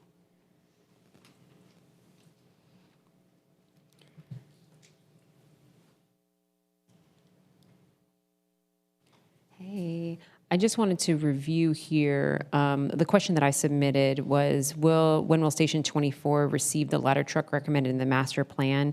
And then you sent a great response in the that Station 23 is in the middle of shifting and that they will receive it. But if you can go into detail a little bit on the expectation of when they would be able to receive that ladder truck to service the area. Yes. The fire master plan has Station 23 being relocated. Once relocation happens in the northwest corner, it'll be closer to Station 24. Therefore, Station 23's ladder truck will be located to Station 24 at that time. That particular station is set to be a public safety campus with a Raleigh Police Department and Fire Department buildings on that campus. Right. And the other note that I had is that the nearest hydrant is 700 feet away on World Trade Boulevard. But with all of those changes, you feel confident that this will be serviced by either Station 24 or Station 23 and it moves. Do you feel confident with that? Yeah, great question. Being that it's mixed use, it's going to be actually 4 engines and 2 ladders response anytime there's a structure fire. So regardless, they have water content for that particular structure, yeah. Awesome. Thank you so much. I just wanted to daylight that because that's a safety concern for the areas we bring as we annex new areas in. So thank you for updating us on that. The next thing that I just wanted to bring up, we did a great job of going through it. It is a 1,000 square foot commercial space, but this zoning does allow it to be larger. This area seems to be fine with that. I mean, there's a lot of industrial, as you noted, in that area. So I just wanted to highlight that just for council's review. But it seems like a very fit place for this to happen, and I just wanted to mention that. So with that, I would like to. Oh, I'm sorry. That's right. Sorry. Freeze. I'm so sorry. Go ahead. Close the hearing. I will open the hearing, actually. So I will open the hearing on petition annexation AX 3125 and close the hearing. And then I will open the petition, the hearing on the rezoning Z3625 and close that. Okay, so for the first, I'm going to move to approve the annexation by adopting an ordinance annexing the property to, now it says April 7th on here. Do I need to say April 21st? Okay, yes, okay. Starting over. I'm motioning to approve the annexation by adopting an ordinance annexing the property on April 21st, 2026. Second. All in favor of that motion, aye. Aye. All opposed, nay, and that passes. And then I also move to adopt the proposed consistency statement dated April 21st, 2026, contained in the agenda materials, and to approve the zoning amendment with the adoption and effective dates described in the agenda item under recommended action. Second. All in favor of that motion, aye. Aye. All opposed, nay. That is unanimous, and appreciate all the work. Okay. Next, we have rezoning on Avent Ferry Road assemblage. And this is also Bynum Walter on this one. Yes, ma'am. Good afternoon again. So the applicant did not complete the necessary tenant notice for this public hearing. No one has signed up to speak for the public hearing. You don't need to open a public hearing. And also, the applicant would like to revise their request to be less restrictive. And so if you want to entertain that request, you could defer to a future meeting to allow them to revise or offer other direction. I believe that's what we want to do. Does somebody want to make the motion? Yeah, I was going to move to defer this matter to the May 19th afternoon meeting. Second. Is that enough time? I think the applicant would prefer May 5, if you're comfortable with that. So defer it to May 5th so we can set the public hearing. All right, so I defer to May 5th then.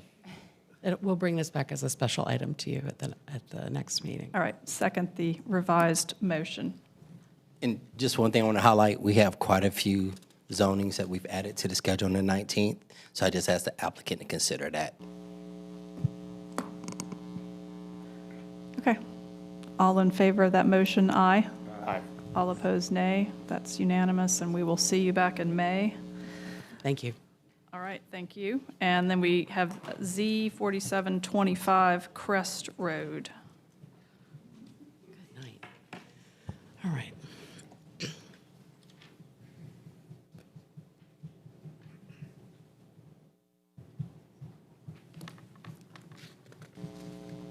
So this is C4725 on Crest Drive. This is the other side of Avent Ferry from the area we were just talking about.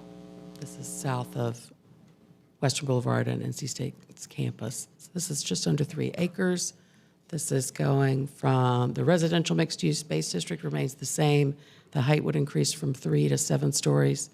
The special residential parking overlay district is being removed, and then urban limited frontage and conditions being added. The Planning Commission recommends approval, and this would amend the future land use map because of the additional height that they're requesting here.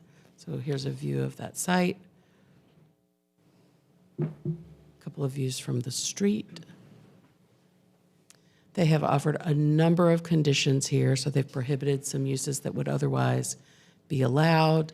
They're regulating building height within 35 feet of Crest Road to no more than 80 feet, limiting the maximum number of dwelling units, providing a commitment to the city's affordable housing program, providing written notice, 90 days written notice to residential tenants, and also a provision for one-time relocation assistance, as well as under new construction, providing storage space and charging stations for electric assist bicycles. So the number of units is increasing significantly, but remember that is limited specifically by a condition that calls out the number of units.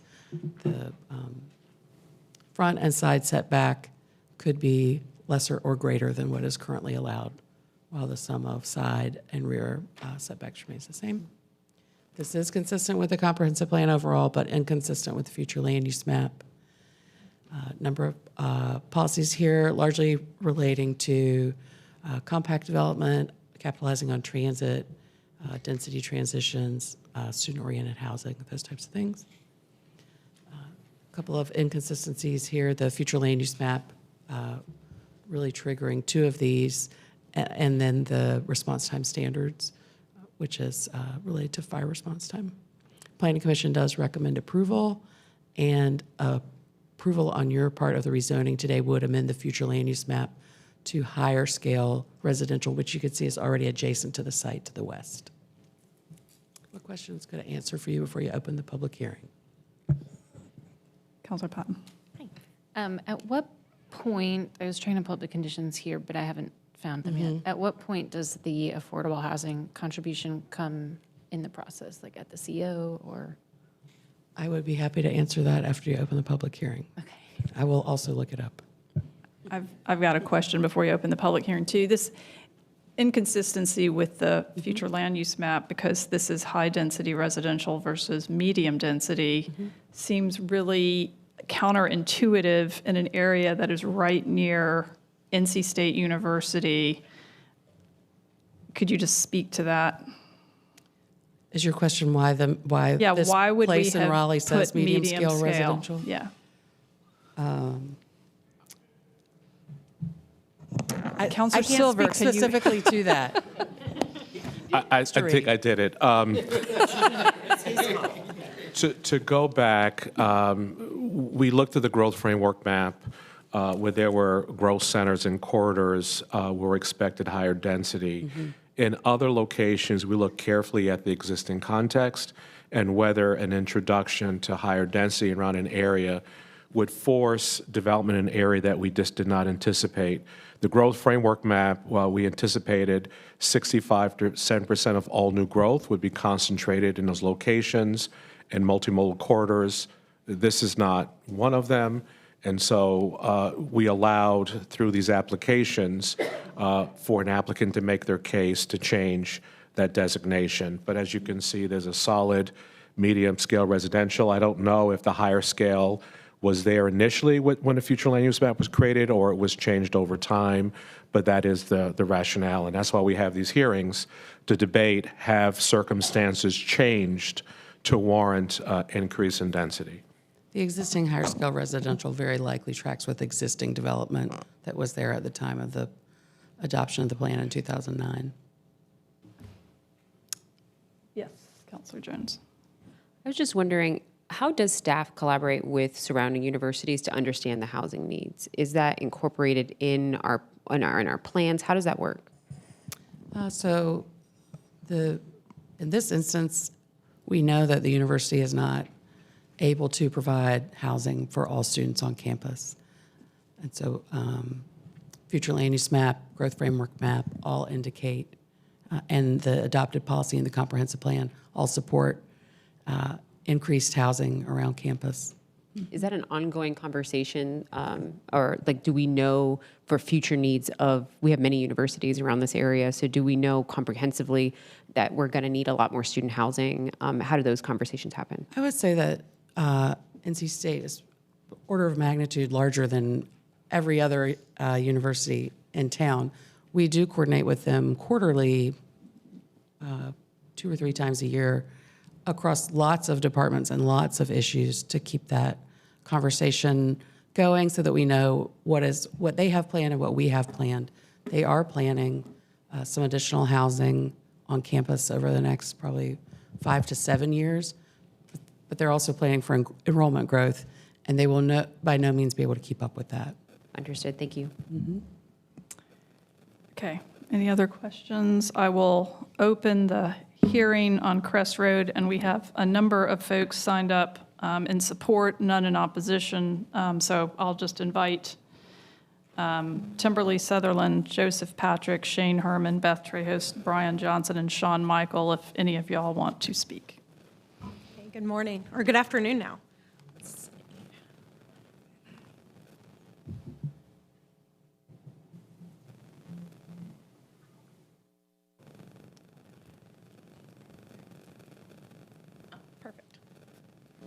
Thank you for doing that for me. Timberly Sutherland, attorney with Fox Rothschild, and here today on behalf of the applicant.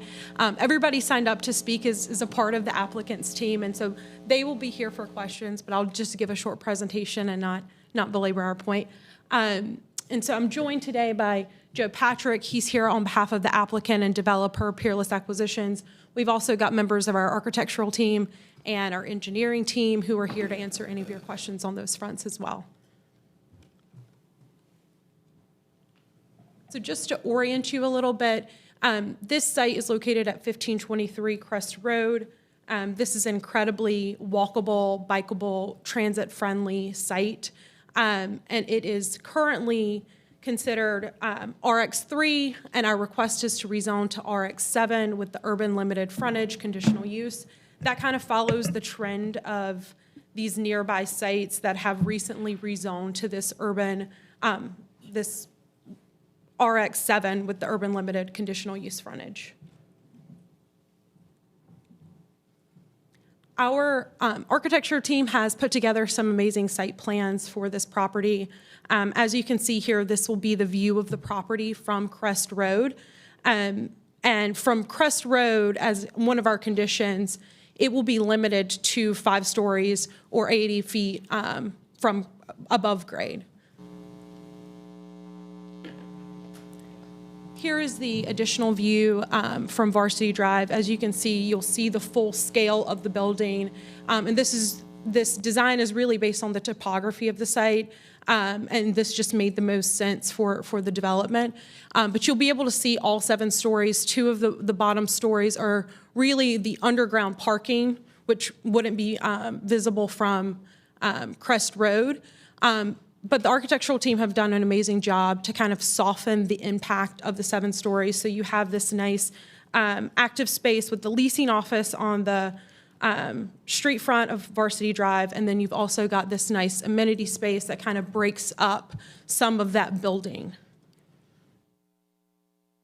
As Ms. Walters mentioned, we've received unanimous approval, recommendation for approval from the Planning Commission, and we really appreciate them for that. We've also had a number of community engagement opportunities. We've hosted 2 of the neighborhood meetings that are required under the UDO. We only had 1 member of the public who attended, and he just his son had nearby property, and he was interested in what was going to happen on this site.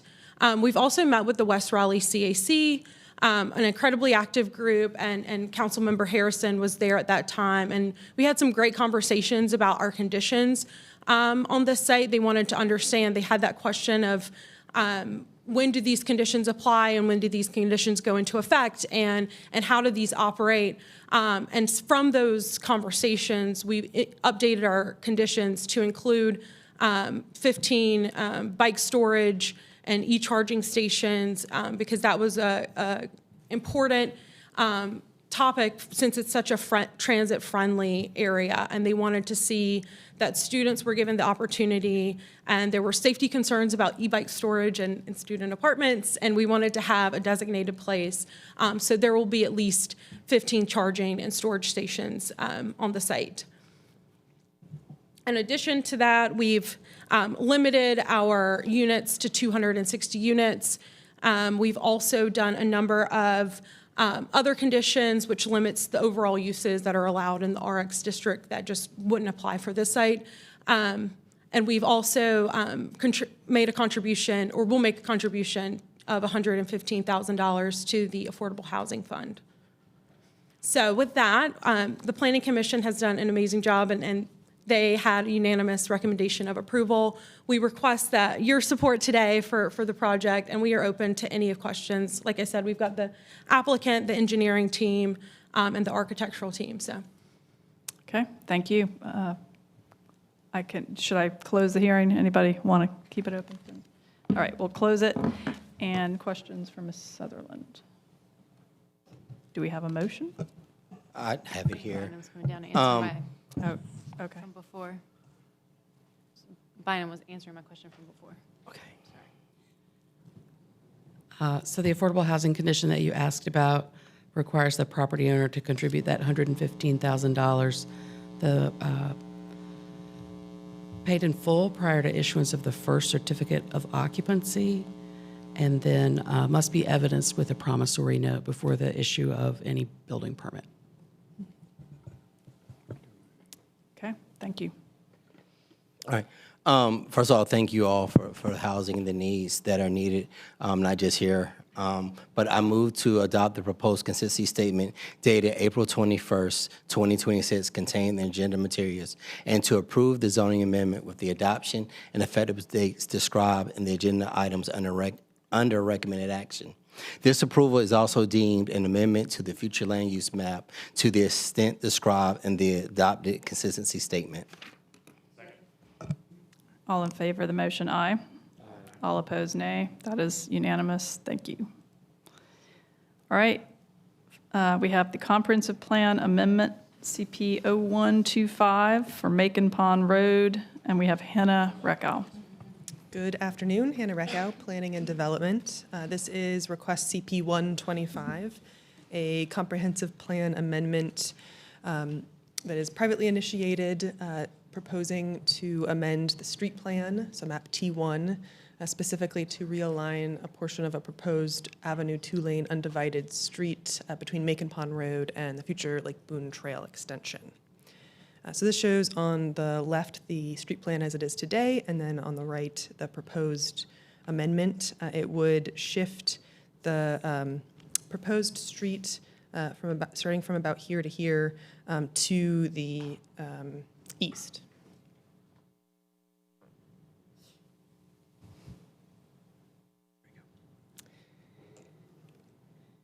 So some context, this is in West Raleigh, a hub of medical uses.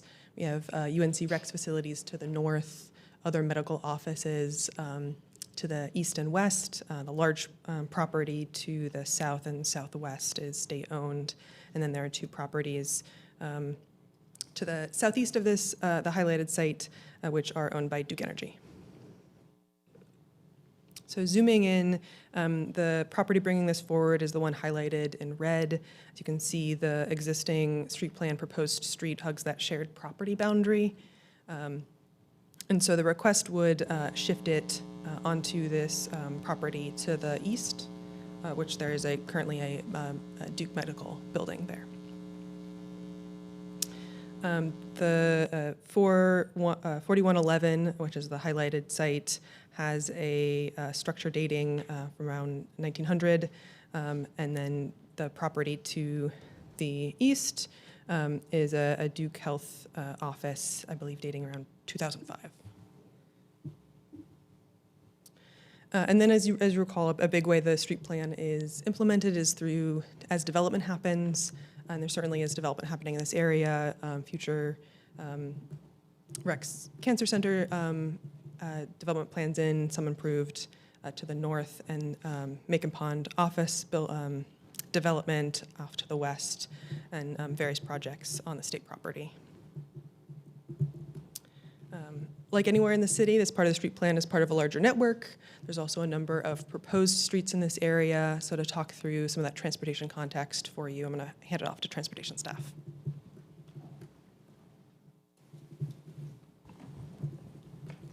Good afternoon. My name is Carter Robertson. I'm a transportation planner.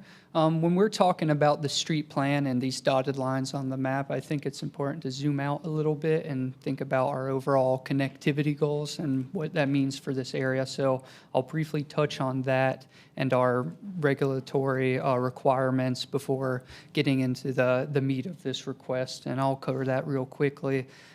Just to start, the comprehensive plan designates this area as a city growth center. It also designates it as an area where we expect to see residential and office mixed use in the future. So an area that we expect to become denser, and we might expect more people walking and biking around. What's shown on the screen right here is a specific small area plan that the street falls in.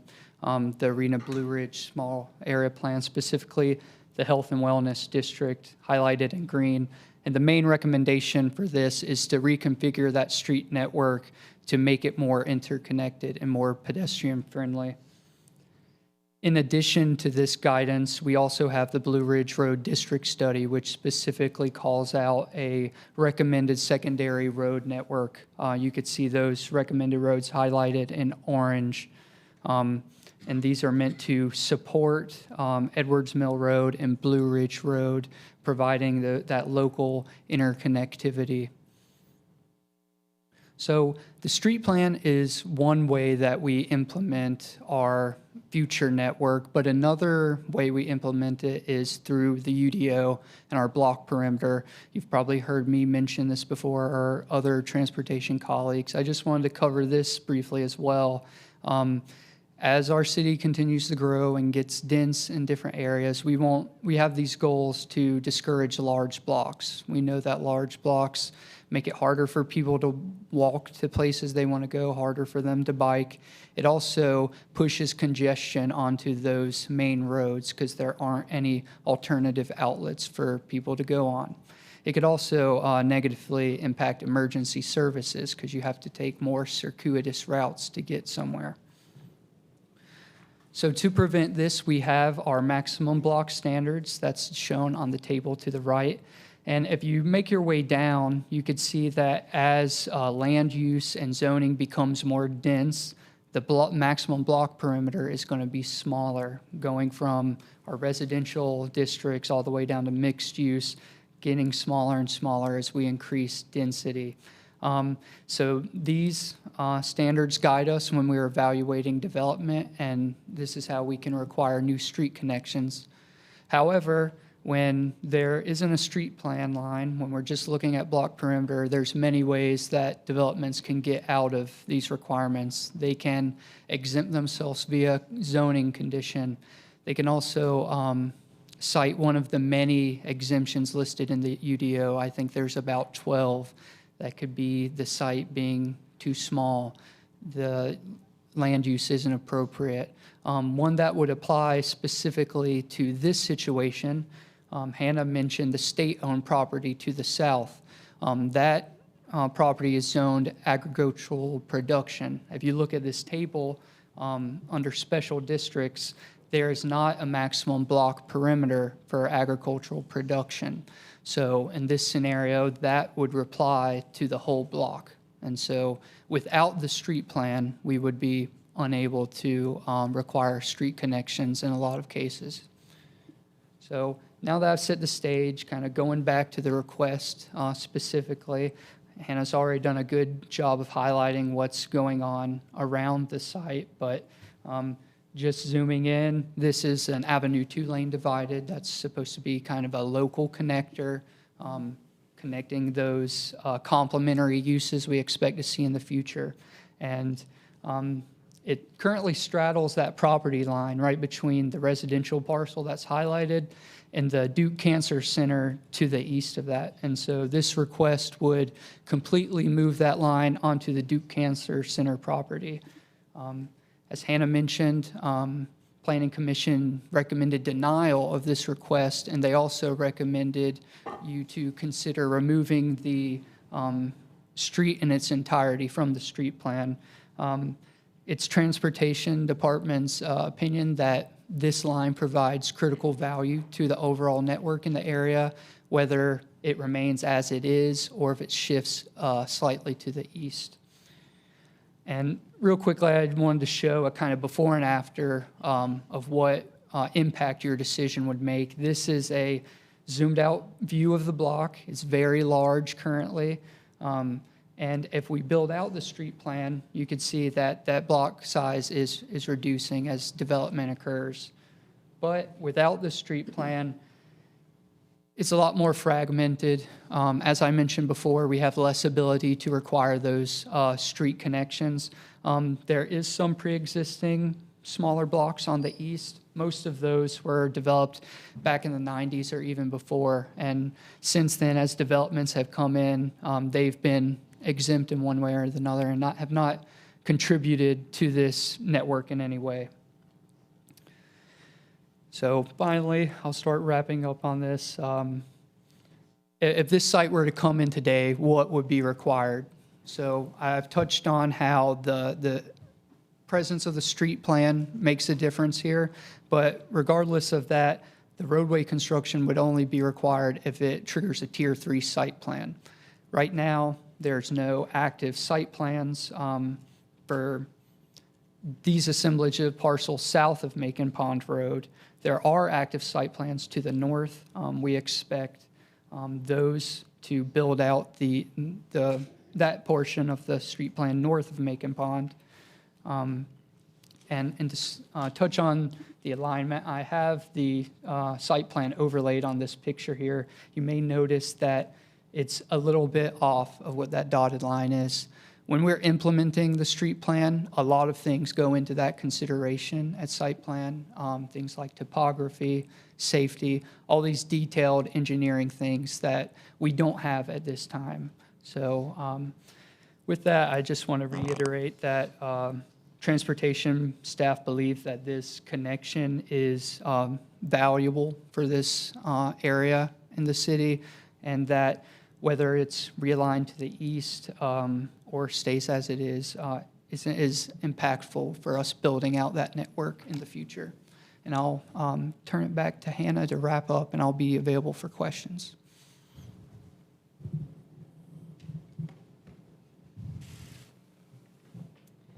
So the request under CP 125 to relocate the proposed street would still function similarly as it does today, still have the same amount of connectivity, and with that is consistent with a number of transportation policies, including one area-specific policy pertaining to connectivity, and the request itself is not inconsistent or counter to any comp plan policies.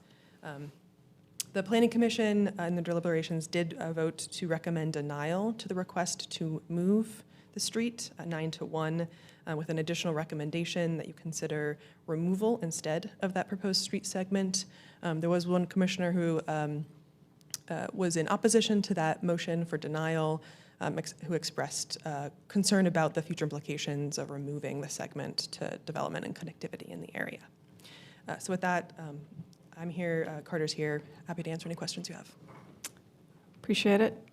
Questions? Yes, Councilor Brown. Couple questions. The first one is, if this were approved and it shifted the road, it says to the east, is that towards the single-family property side? Duke or the Duke, towards It would be Duke Energy? Towards the medical So it moves property. it closer towards Duke and it removes it from the impact to the single-family home? Yes, that's right. Okay. My other question is, Planning Commission recommends denial, but they also said they recommend removing this segment.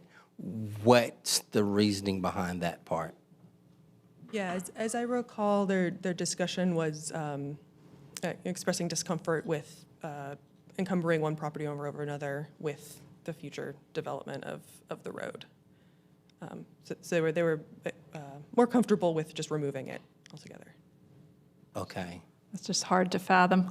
It's just like, right, I'm also struggling with it. Why would you say that? Right. Okay. Yeah, I don't know. All right. Yep.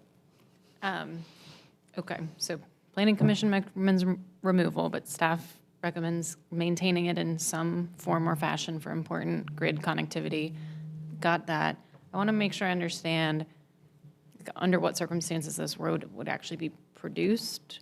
So, you know, so if I caught it correctly, this road's only going to be built if there's a Tier 3 site plan. So that would be pretty notable redevelopment. So there's a single-family home there now. If they tore that down and rebuilt a new single-family home, that would not trigger the construction of the road. I believe that's right. Is that right? So any replacement or continuation of existing conditions will not produce a road, and only like significant redevelopment will produce the road. Okay. I think that's all I got for now.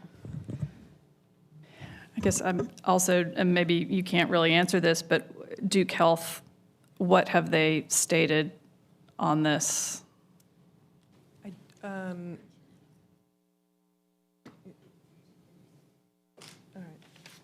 Sounds like their tenant. To check that. I don't know if there's been a ton of conversation, and maybe the applicant has had more conversation. Okay, so we don't know. Yeah. What they think. Okay. All right. I was just going to say they spoke at Planning Commission and, as I recall, in opposition to the request. Okay. All right. Should we go ahead and open the public hearing? And we have Isabel Maddox signed up. There is no one signed up in opposition, just Isabel in support. Good afternoon, Isabel Maddox here on behalf of Macon Pond Investors, the owner of this property. This is a very small parcel with 115 feet or so of frontage on Macon Pond. And they came to me to ask, you know, we've had some people interested in buying our property, but then they look at this and they see the dotted lines and they say, what is this? What are we going to have to do? And we went to the planning department, went to transportation department and said, what's going to be the impact of these dashed lines on this property? And they said, well, we really can't tell you. Bring a site plan in. Well, a site plan, I don't know, it's for a big development, and this would be probably a medical type development. It's $100,000 probably to do one. And these are investors, they're not developers. And they're like, well, we can't do that. And so we're saying, well, what can we do? And they said, well, the only thing you can do is request a comp plan amendment to either move or relocate the road. I initially requested an either or. The staff came back and said, oh, you got to pick one, which in retrospect, I wish I had never agreed to pick one because that was a mistake. They said I had to. So we chose the option to relocate. And I think here today, I can hear from council, they may prefer that option, to relocate rather than remove. The Planning Commission felt like that's prejudicing another property owner, on that. So anyway, Planning Commission did think that this was maybe a superfluous road. So just to give you some context, you've gotten some. This Rex Cancer Center is just to our north. And the important thing is there's this road that's going to clearly be the connecting road between Macon Pond and Hopeful Drive, which runs north of the Rex Cancer Center. It will ultimately connect Edwards Mill and Blue Ridge. But the road comes down like this, and this thing's not, will that not work anymore? We see it moving. We see it. Okay. It would come down. It would not connect where this dashed line is. It would be to the east. Mm-hmm. So the request to move it to the east has some real practical reasons that are physical on the ground. This gives you a context. You've got two major property owners, the state of North Carolina and Duke Energy to the south. which suggests to me this connection may never happen. Those two entities are pretty monolithic, and they can be harder to deal with than most property owners. So there's where the dotted line, it just nicks the top corner of our property. It's really not very much of the road, but it would be it's been a significant impediment to my client's property in it trying to consider what their next step is. It's very small. I've told you all this. It would be expensive to actually do a site plan. And then staff also told us we're still not sure what the answer would be, even if you did a site plan, but that would be the best way to get to that answer. So again, this gives you a little bit better view. If you see where that road is, the Rex Cancer Center Road, it really comes right down into that's the drive aisle reaching the parking lot of it's a Duke medical practice that's there. It leases the property from a private property owner. And we don't want to impose something on the adjoining property owner just because get it off our property, put it on yours. But there's already another north-south road on this general area. The distance between north-south connections here is only a quarter of a mile. There are some large blocks, but the blocks tend to be related to those two large property owners to the south more than anything else. And this, where we're requesting the move would be only a slight amount of the road moved slightly east that would tee into the what I call the Rex Road. That's not really the name of it, but I don't know that it has a name. But it's not a public street now, clearly anticipated to be one as that Rex Cancer Center fully develops that site. But I want you to look at this. I want to get to a slide that shows there are actually two dashed lines. This one over here going right through this building, but it's encumbering that same property to the east where the medical office building sits. So they've got one there and they got one here. Seems like if you shifted the one here a little bit to the right and got rid of the other one, which doesn't seem like it's going to really be very meaningful, it might be a good solution. Let me get back to.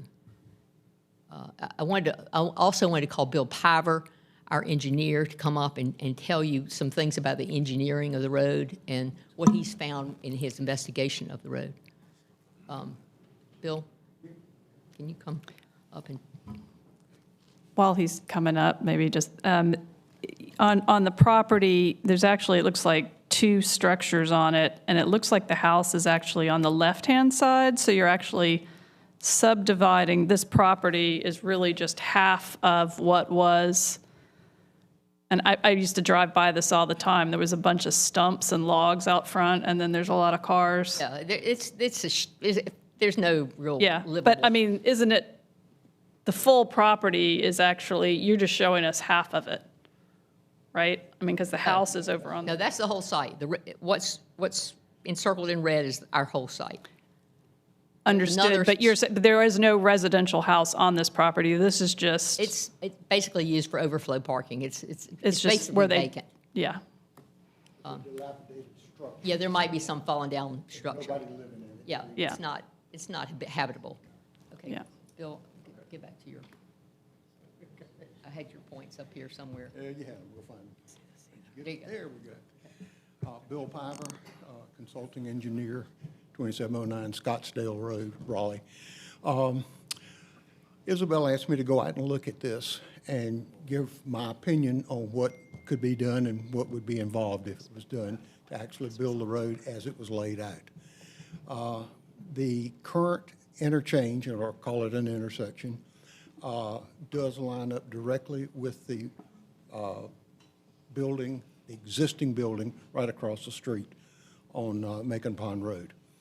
The intent appears to be when that was built that they knew that this was going to be the extension in the future, and so they put in various infrastructures just beyond where the connection is now, such that if those infrastructures need to be rearranged if they extend the line straight as per the map. It's going to be an expensive proposition. Now, I know anything can be done as long as there's enough money. But Isabel asked me to see what would be involved.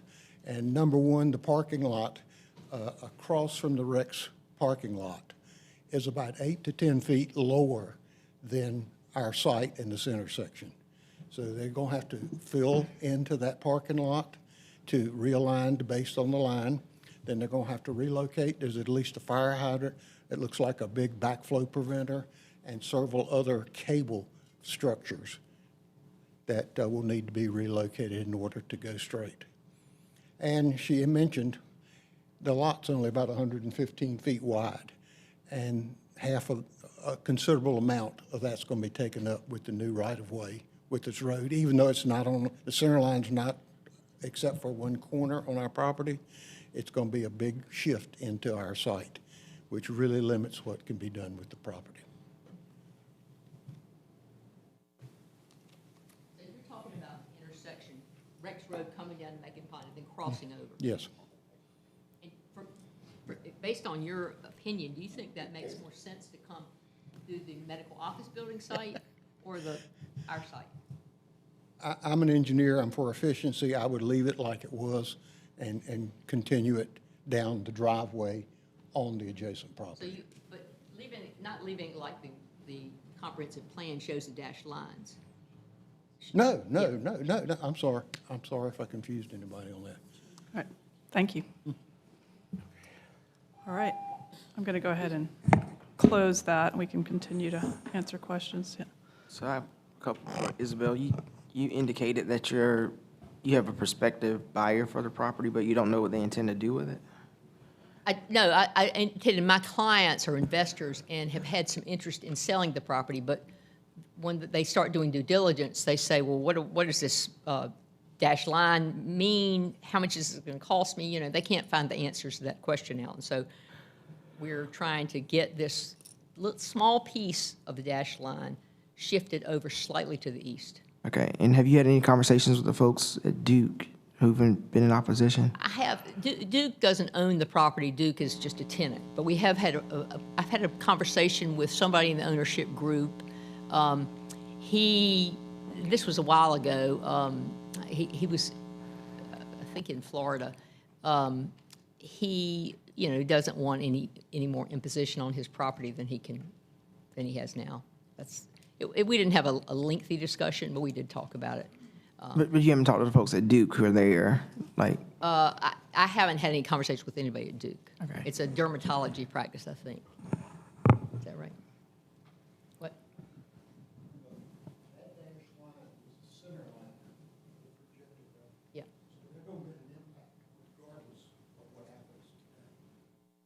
Yeah. Yeah. Oh, they'll have the majority of impact from that road. I mean, like 90%,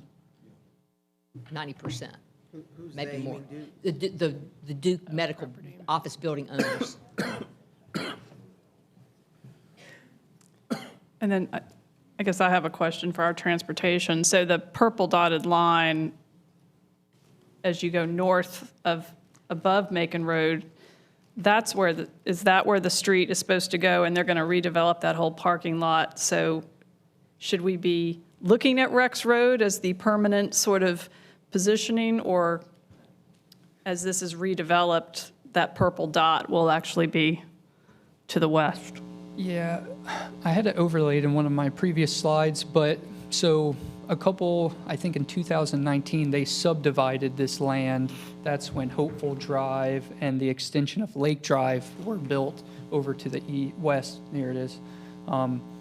So this is that subdivision plan, and it shows that road right where that drive aisle is right now. Right now, it's a drive aisle to the parking lots. But eventually, and so this construction you see here is tied to the construction of a medical office building because they have a phased site plan. They haven't triggered that yet. So currently, it's not. There is temporary. What we see on the ground is temporary because I saw the stormwater facility, I saw the parking. Good afternoon, Kenneth Ritchie with Transportation. So I think one thing to reiterate, when you look at these lines on the map, they're really high-level policy guidance, just trying to really help influence connectivity. As we have sites come in and redevelop, we will look in more specificity with what are those locations where we can gain that connectivity that's in keeping with the intent, but it may not be that exact location of the line. So in reference to the parking lot here, yes, that line is kind of showing that north-south connectivity. It is very likely that some of that infrastructure that has been built with the rec site will likely be that, some of that ultimate connectivity. And then certainly as we look at development south of that, we'll kind of tie that in. When you look at the way these lines are kind of prescribed, a lot of times you'll see them straddling a line so that we don't encumber one property or the other with the full burden of taking on extension of our streets. Can I ask? Yeah, I think we got lots of questions, but I'll Silver and then Branch. Well, you kind of answered my question. I won't go into the whole confession of the Blue Ridge Corridor study and how this whole, it's a lot of deja vu today at this meeting.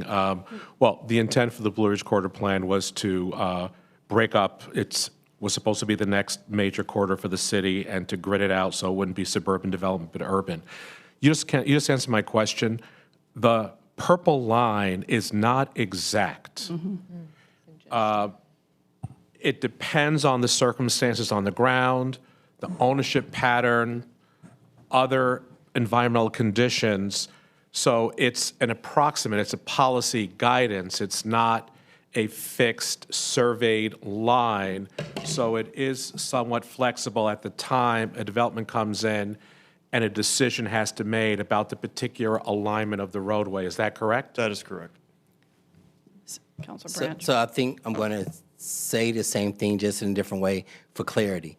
We could move this line here today, but when the engineering and the dirt starts turning, it could still impact their property. There's a lot of questions that would still have to be answered about where the ultimate location of the actual road would end up that would happen during development of one site or the other. Okay. And obviously, there's a lot of uncertainty that happens in these situations because this plan really forecasts future needs, not just today, but I mean, out 30-plus years too. So the real question really is to keep the line or not. Correct. Thank you. Patton and Fort.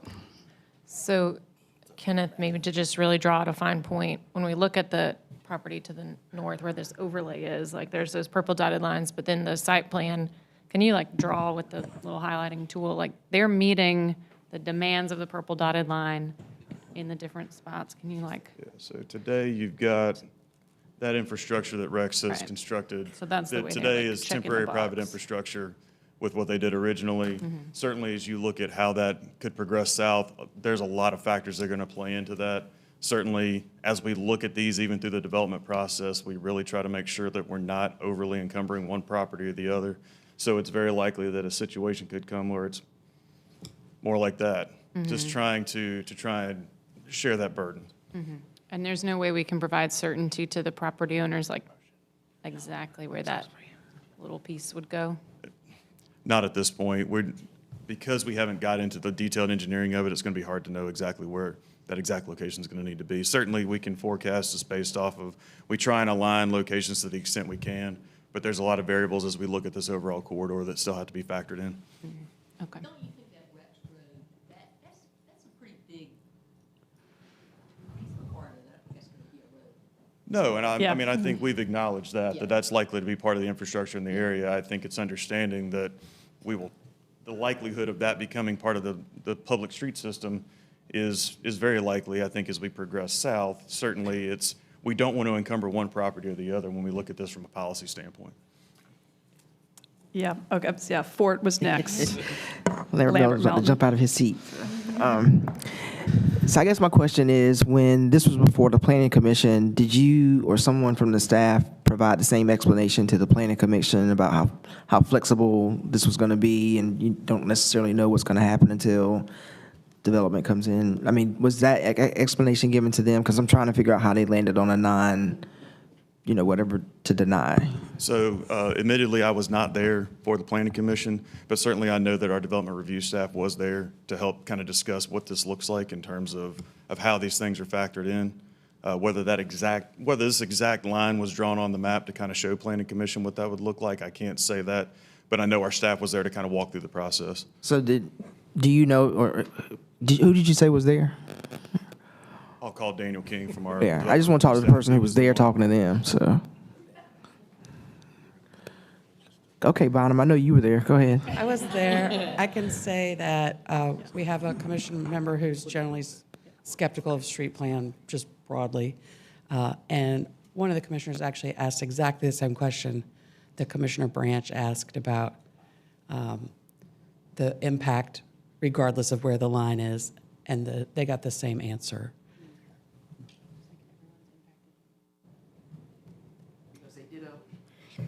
Sure. Good afternoon, Daniel King with Transportation. I was there. We did talk in depth about the flexibility of these lines, that they are policy guidance and they're not exact locations. It's one of the primary reasons that it's very difficult outside of a site plan to give an exact location for these, because we don't know the engineering, we don't know what the site plans look like, we don't know if these properties are going to develop individually or as a assemblage of other properties as a larger development. And these two properties, I know the one that they're looking at today is just that smaller one, but the ownership for the two next to each other there is a common ownership. It's the same ownership on that property. I have a few questions. Okay, so my question is to the city attorney. Our options today are approve moving it or deny moving it, but the question of removing the street plan, we can't vote on that today.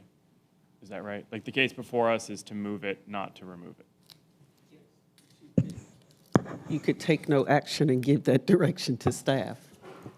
To have them come back or we could direct staff to just remove the street plan as not part How about we direct, if that's the interest of council, that you direct staff to explore that. Understood. So our options today to vote on this case are to approve, deny, or to take no action, and, well, I guess we'd have to deny it, right? And then ask staff if we wanted to remove, to explore that. And then, I mean, I guess the other point is like, I understand it's an investor, and they're having trouble selling it because they're looking for some explanation. It sounds like they're not going to get explanation unless it gets removed. There's going to be no certainty on this, and so Right. I just I don't really know the answer to this question. I guess it's just a matter of whether we think a future street here is important or not.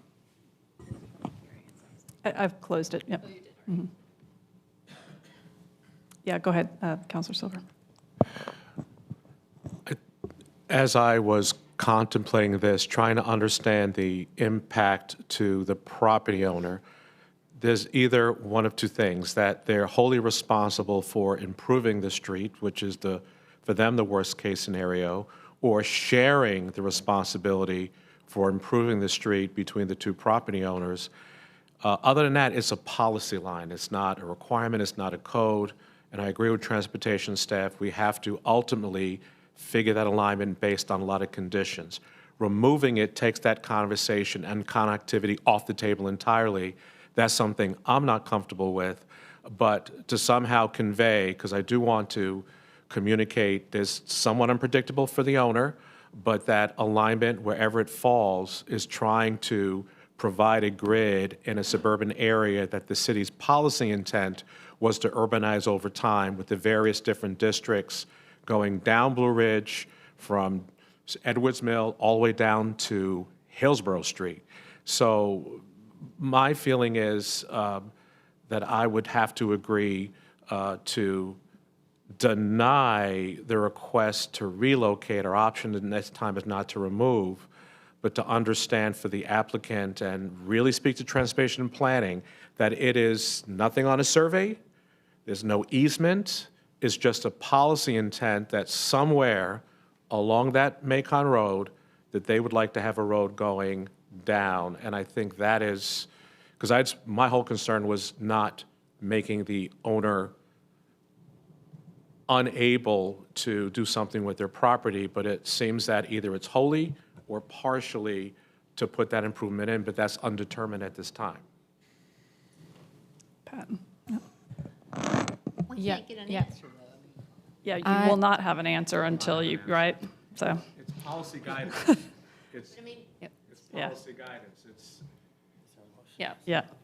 Why don't we? I'll go ahead and say, I think that leaving the plan in place, like, I understand the importance of adding grid connectivity here. So I would not, like, just want to remove any endorsement of Plan Commission's recommendation for removal. I do not share Plan Commission's opinion on that. Now the question is, like, do we leave it here where it's at least, like, strategically designed to share burden across two private property owners, or do we shift it, which is ultimately really providing private benefit to a private property owner, and there's no significant difference in the public benefit in either outcome. And so with that, yeah, so I think people could talk themselves either way, but I'll second the motion to deny the request. I think you made the motion. No, nobody's, you're making the motion. I'll make the motion to deny this comprehensive plan amendment. I want to make one other point. If the line is moved, we're in the same exact place. We're in the same exact place. When it comes in, transportation staff is going to try to determine the best alignment if it shifts. We're still going to be in the same place. And so, We're going to wipe out their whole parking lot on that side, right? So you're going to. Right, I mean, right, yeah. So we have a motion and a second to deny. Any other conversation? All in favor of denial? Aye. All? no. Okay, so we got one person. Any other conversation on future direction here? I was going to say, I think it's a conversation about just these lines, because we've run into this on previous zoning cases before. So it may be time for just a conversation at some point. I don't know what it looks like. I don't even know how to describe the conversation, but I just know we have a policy that has lines on a map that, let me ask this question. When was this policy implemented? 2012. 2012. I'll be honest, I don't know the exact history on the overall street plan. I think the last time it was amended would have been in 2013 with the UDO, where the street classifications were changed. And then certainly you see from time to time, we have cases that come here that modify it, but I don't know the exact history. The first version was in 2012 with the Blue Ridge Corridor Small Area Plan. That then set the basis for everything that was put into the UDO. So the initial impetus was in 2012, and then it carried over when we updated the UDO. Okay. I agree with you. I think it may be time. We are looking at the 2050 plan to re-examine the street plan throughout the city, because this is not the only location where the city wanted to urbanize and have a more connected grid. And so that was the intent, but I think you're right. As we look at the 2050 plan, we may want to examine streets plans throughout the city. Yeah, so I will put out there that this is review, but also include public safety into that conversation, because some of these grids may make a public safety sense, some may not. So when that comes back or how that comes back, I gotta let staff kind of figure that one out, because this one's a heavy lift. All right. Well, that concludes our public hearings. Next, we have the various committees. There were no items pending, so we now go to report of the mayor and city council. I will start with you, Councilor Ford. No report. All right. No report. Yeah, I just have one item to request, and so in my district, and I'm sure I'm not alone, I hear a lot about the motorbike kids, and so there's just a challenge with like kids on e-bikes or things that masquerade as e-bikes, causing a ruckus in the neighborhoods and on the greenways nearby. And I know there's a lot of there's like a spectrum of what counts as an e-bike versus what counts as a motorcycle, and can risk that we're putting motorcycles in the hands of minors. Anyway, it's kind of an emerging and complex issue where.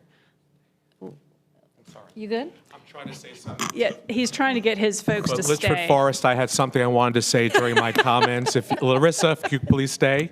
Larissa, can you please stay? Quit interrupting Councilor Patton. Watch the silent version. So motorbike kids sometimes make a ruckus in their neighborhoods and on their nearby greenways. And there's perhaps lagging legislation that's not quite up to date with the technology. So I just wonder if we could get a report, a manager's update around like kind of what is the legislation, like what regulates e-bikes versus motorcycles, who's allowed to have them. And then I have also seen that some nearby like merger communities are doing like some PSAs and public awareness campaigns. And so if we've assessed any of those and think they'd be effective, if you could include that in the report as well. Thank you. I'm told I'm not good at charades. Part of my report is that I had a neighborhood meeting, and at that time, residents from Litchford Forest showed up expressing concerns about some traffic and pedestrian issues in their community. I want to commend, Larissa was the contact. I want to commend her and the entire community. We actually had a meeting on March 30th. We pulled out a map and sketched every single problem that was in their community. It was a very enlightening meeting. I want to personally thank transportation staff. There was a long list of issues that the community wanted responses to, as well as RPD. They requested one of the speed signs, and so I just want to commend you for your diligence.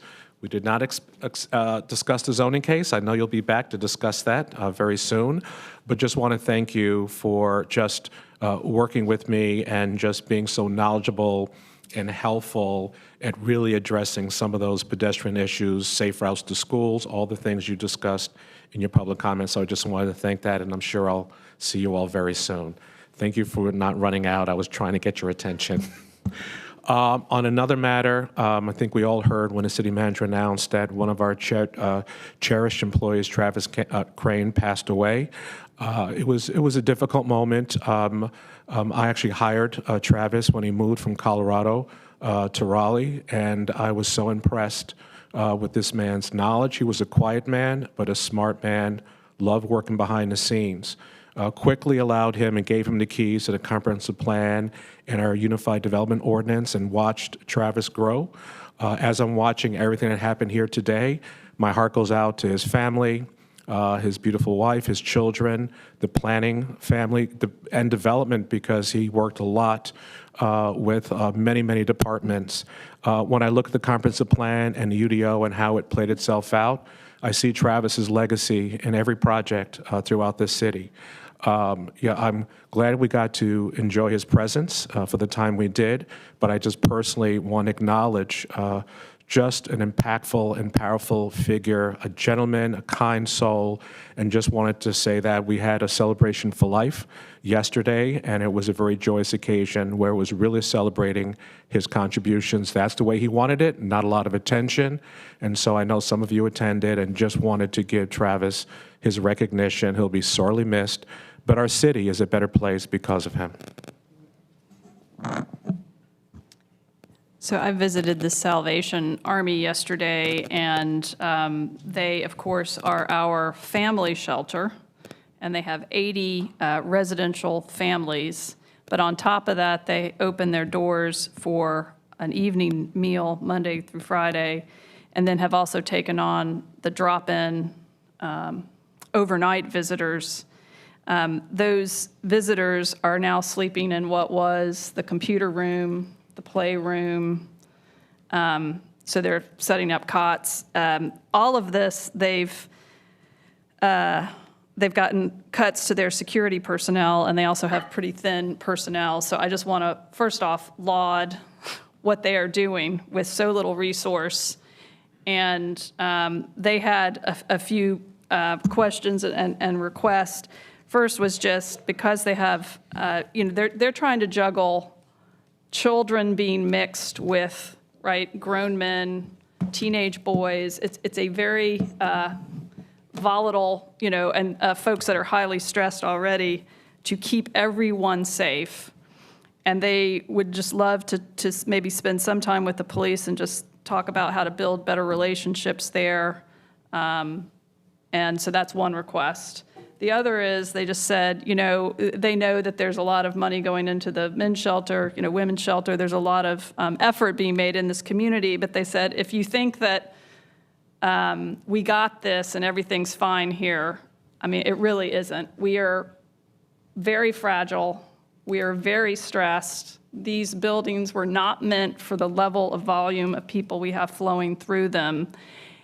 And we are just desperately trying to prevent anything bad from happening. And we really do need a longer-term vision for some sort of facility that is better equipped, where it's not having, hundreds of people set up their cots in playrooms. And so I know that is not, an overnight. It's certainly, we are not the primary responsibility for these shelters, but we do know what happens. I mean, one thing I noticed is that their floors were all chipped, and they said, I'm sure you noticed that, but they're like, we can't repair any of this because we'd have to tell children they have to go sleep on the street to repair it. So they really are, I know there's a lot of people in this community serving and doing it at very low pay and very stressful conditions, but I just wanted to highlight that we need to work with our county to figure out a longer-term solution for our families, because it is, as they said, we kind of have this, but just they are really stressed out. So. Just a few things. I have our Decoding Democracy book club that'll meet on May 9th at New World Cafe on Durley Road. We will spend one more meeting on Chapter 1 and do a quick overview of Chapter 2 of the Unified Development Ordinance to prepare for our conversation for June. District E community meeting will be held on May 13th at La Cucina Italian Restaurant from 6 to 8 p.m. off Glenwood Avenue. Our conversation will probably focus on budget topics since we will receive the budget on May 19th, but please join us with any questions you may have. And then lastly, our hearts are with the fire department after the loss of a member of the fire family, Josh Lull. He died unexpectedly and will be missed and cherished by all of us in Raleigh. So thank you.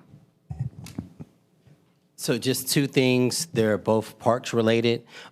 Today we approved the master plan for Forestville Parks, but I know we have other parks that have master plans that need to be funded. So if we can just get receive information on how many parks currently have a master plan that's been approved, but we've not funded yet, because I think the sooner we look at this, it'll better shape some parks bond in the future that may occur.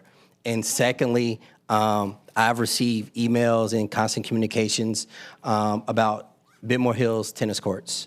And I know I've had conversations with our director as well as our assistant city manager. If we can just work on some communication and getting communication out about the tennis courts, the phasing of phase 1, phase 2, and when there will be conversation, I think this information will be greatly appreciated. So I can stop telling folks we have the information, it's coming. I can actually tell them when it is, and that'll be extremely helpful. All right. Appointments, sorry. Good afternoon. First is Arts Commission, 2 regular vacancies. Jay Campbell received 2 votes. There was a nomination. I'm not sure if you saw my email, but that person did not reside within city limits. So those vacancies will be carried over to the next ballot. Next is Parks, Recreation, and Greenway Advisory Board, 1 regular vacancy. Deborah Thomas received 7 votes, so is appointed. Raleigh Transit Authority, 1 alternate vacancy. Hart Evans received 7 votes, so would be appointed. Nominations, Bicycle and Pedestrian Advisory Commission, 1 regular vacancy. Term of Carrie Barsness is expiring. She's not eligible for reappointment due to length of service, so she will continue to serve until replaced, and this will be appearing on your next ballot. Environmental Advisory Board, 1 regular vacancy. Term of Jess Anastas is expiring. Not eligible again for reappointment due to length of service. Will continue to serve until replaced, and that will be coming back on your next ballot. Planning Commission, a few vacancies happening here. Terms of Dwight Otwell, Christopher O'Haver, and Roberta Fox are expiring. Mr. O'Haver and Ms. Fox are not eligible for reappointment due to length of service. Again, will continue to serve until replaced. Ms. Fox does hold the county position. that position needs to reside outside of city limits, but within the ETJ, the county has been notified that they need to make a replacement. I will let you know once that happens. So the only one that is seeking and eligible for reappointment here is Mr. Otwell. Move to reappoint Mr. Otwell. Second. All in favor of that motion, aye. Aye. All opposed, nay. I want to nominate Devon Murray for that vacancy. Devon Murray? Davon Murray. And Cassidy, I think Thomas McAllister has previously been interested in, resides in the ETJ. Can you just communicate that name to the county so Sure. they're aware of it? All right, so that'll be coming back. And then lastly, Substance Use Advisory Commission, resignation has been received from Calvin Prose, so that will be coming back. I just want to add one thing on, I think it was Parks Board, maybe? No, BPAC. We don't have anybody from District E on that commission and only one person from District A, so we may want to consider some geographical diversity when we're making a nomination. A lot of folks serving from C and D, which I guess makes sense because it's in our more walkable urban areas, but I think representation from District E would be important. And that's all. Thank you. Thank you. Report and recommendation from the city attorney. Good afternoon, Mayor and members of council. As city attorney, it is my honor and privilege to recognize Senior Deputy Attorney Dottie Kibler on her final council meeting after 31 years of service with the city of Raleigh. For more than, I had some more I was going to say.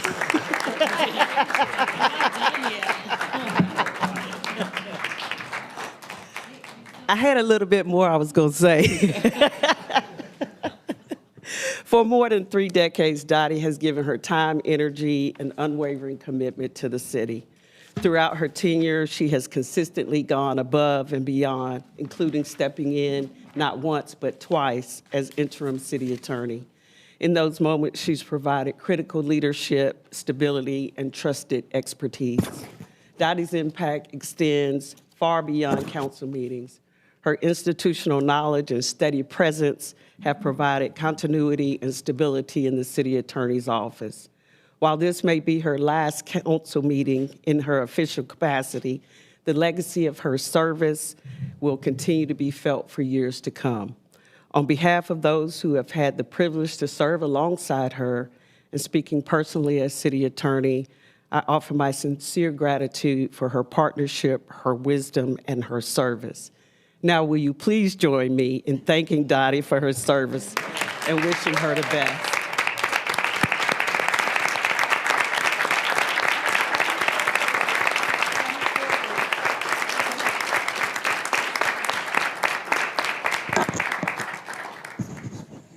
You've had a very long meeting, so my one word is thank you to the council for the things that you do.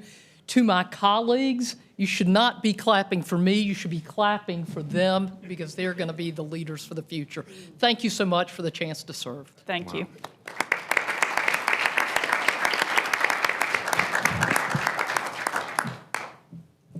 Okay, city clerk. Mayor and council, you received 4 sets of minutes in the agenda materials for consideration of your approval. Move for approval. Second. All in favor of the motion, aye. Aye. All opposed, nay. Motion has it. I have a motion in order to enter into closed session pursuant to General Statute 143-318-11A3 to consult with the city attorney in order to preserve attorney-client privilege.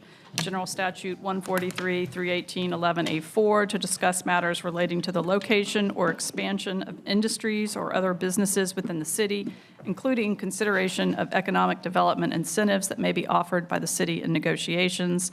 And finally, General Statute 143-318-11A6 to consider the qualifications, competence, performance, character, fitness, conditions of appointment, or conditions of initial employment of an individual public officer or employees or prospective public officers or employees. So moved. Second. All in favor of that motion, aye. Aye. All opposed, nay. And we are in closed session.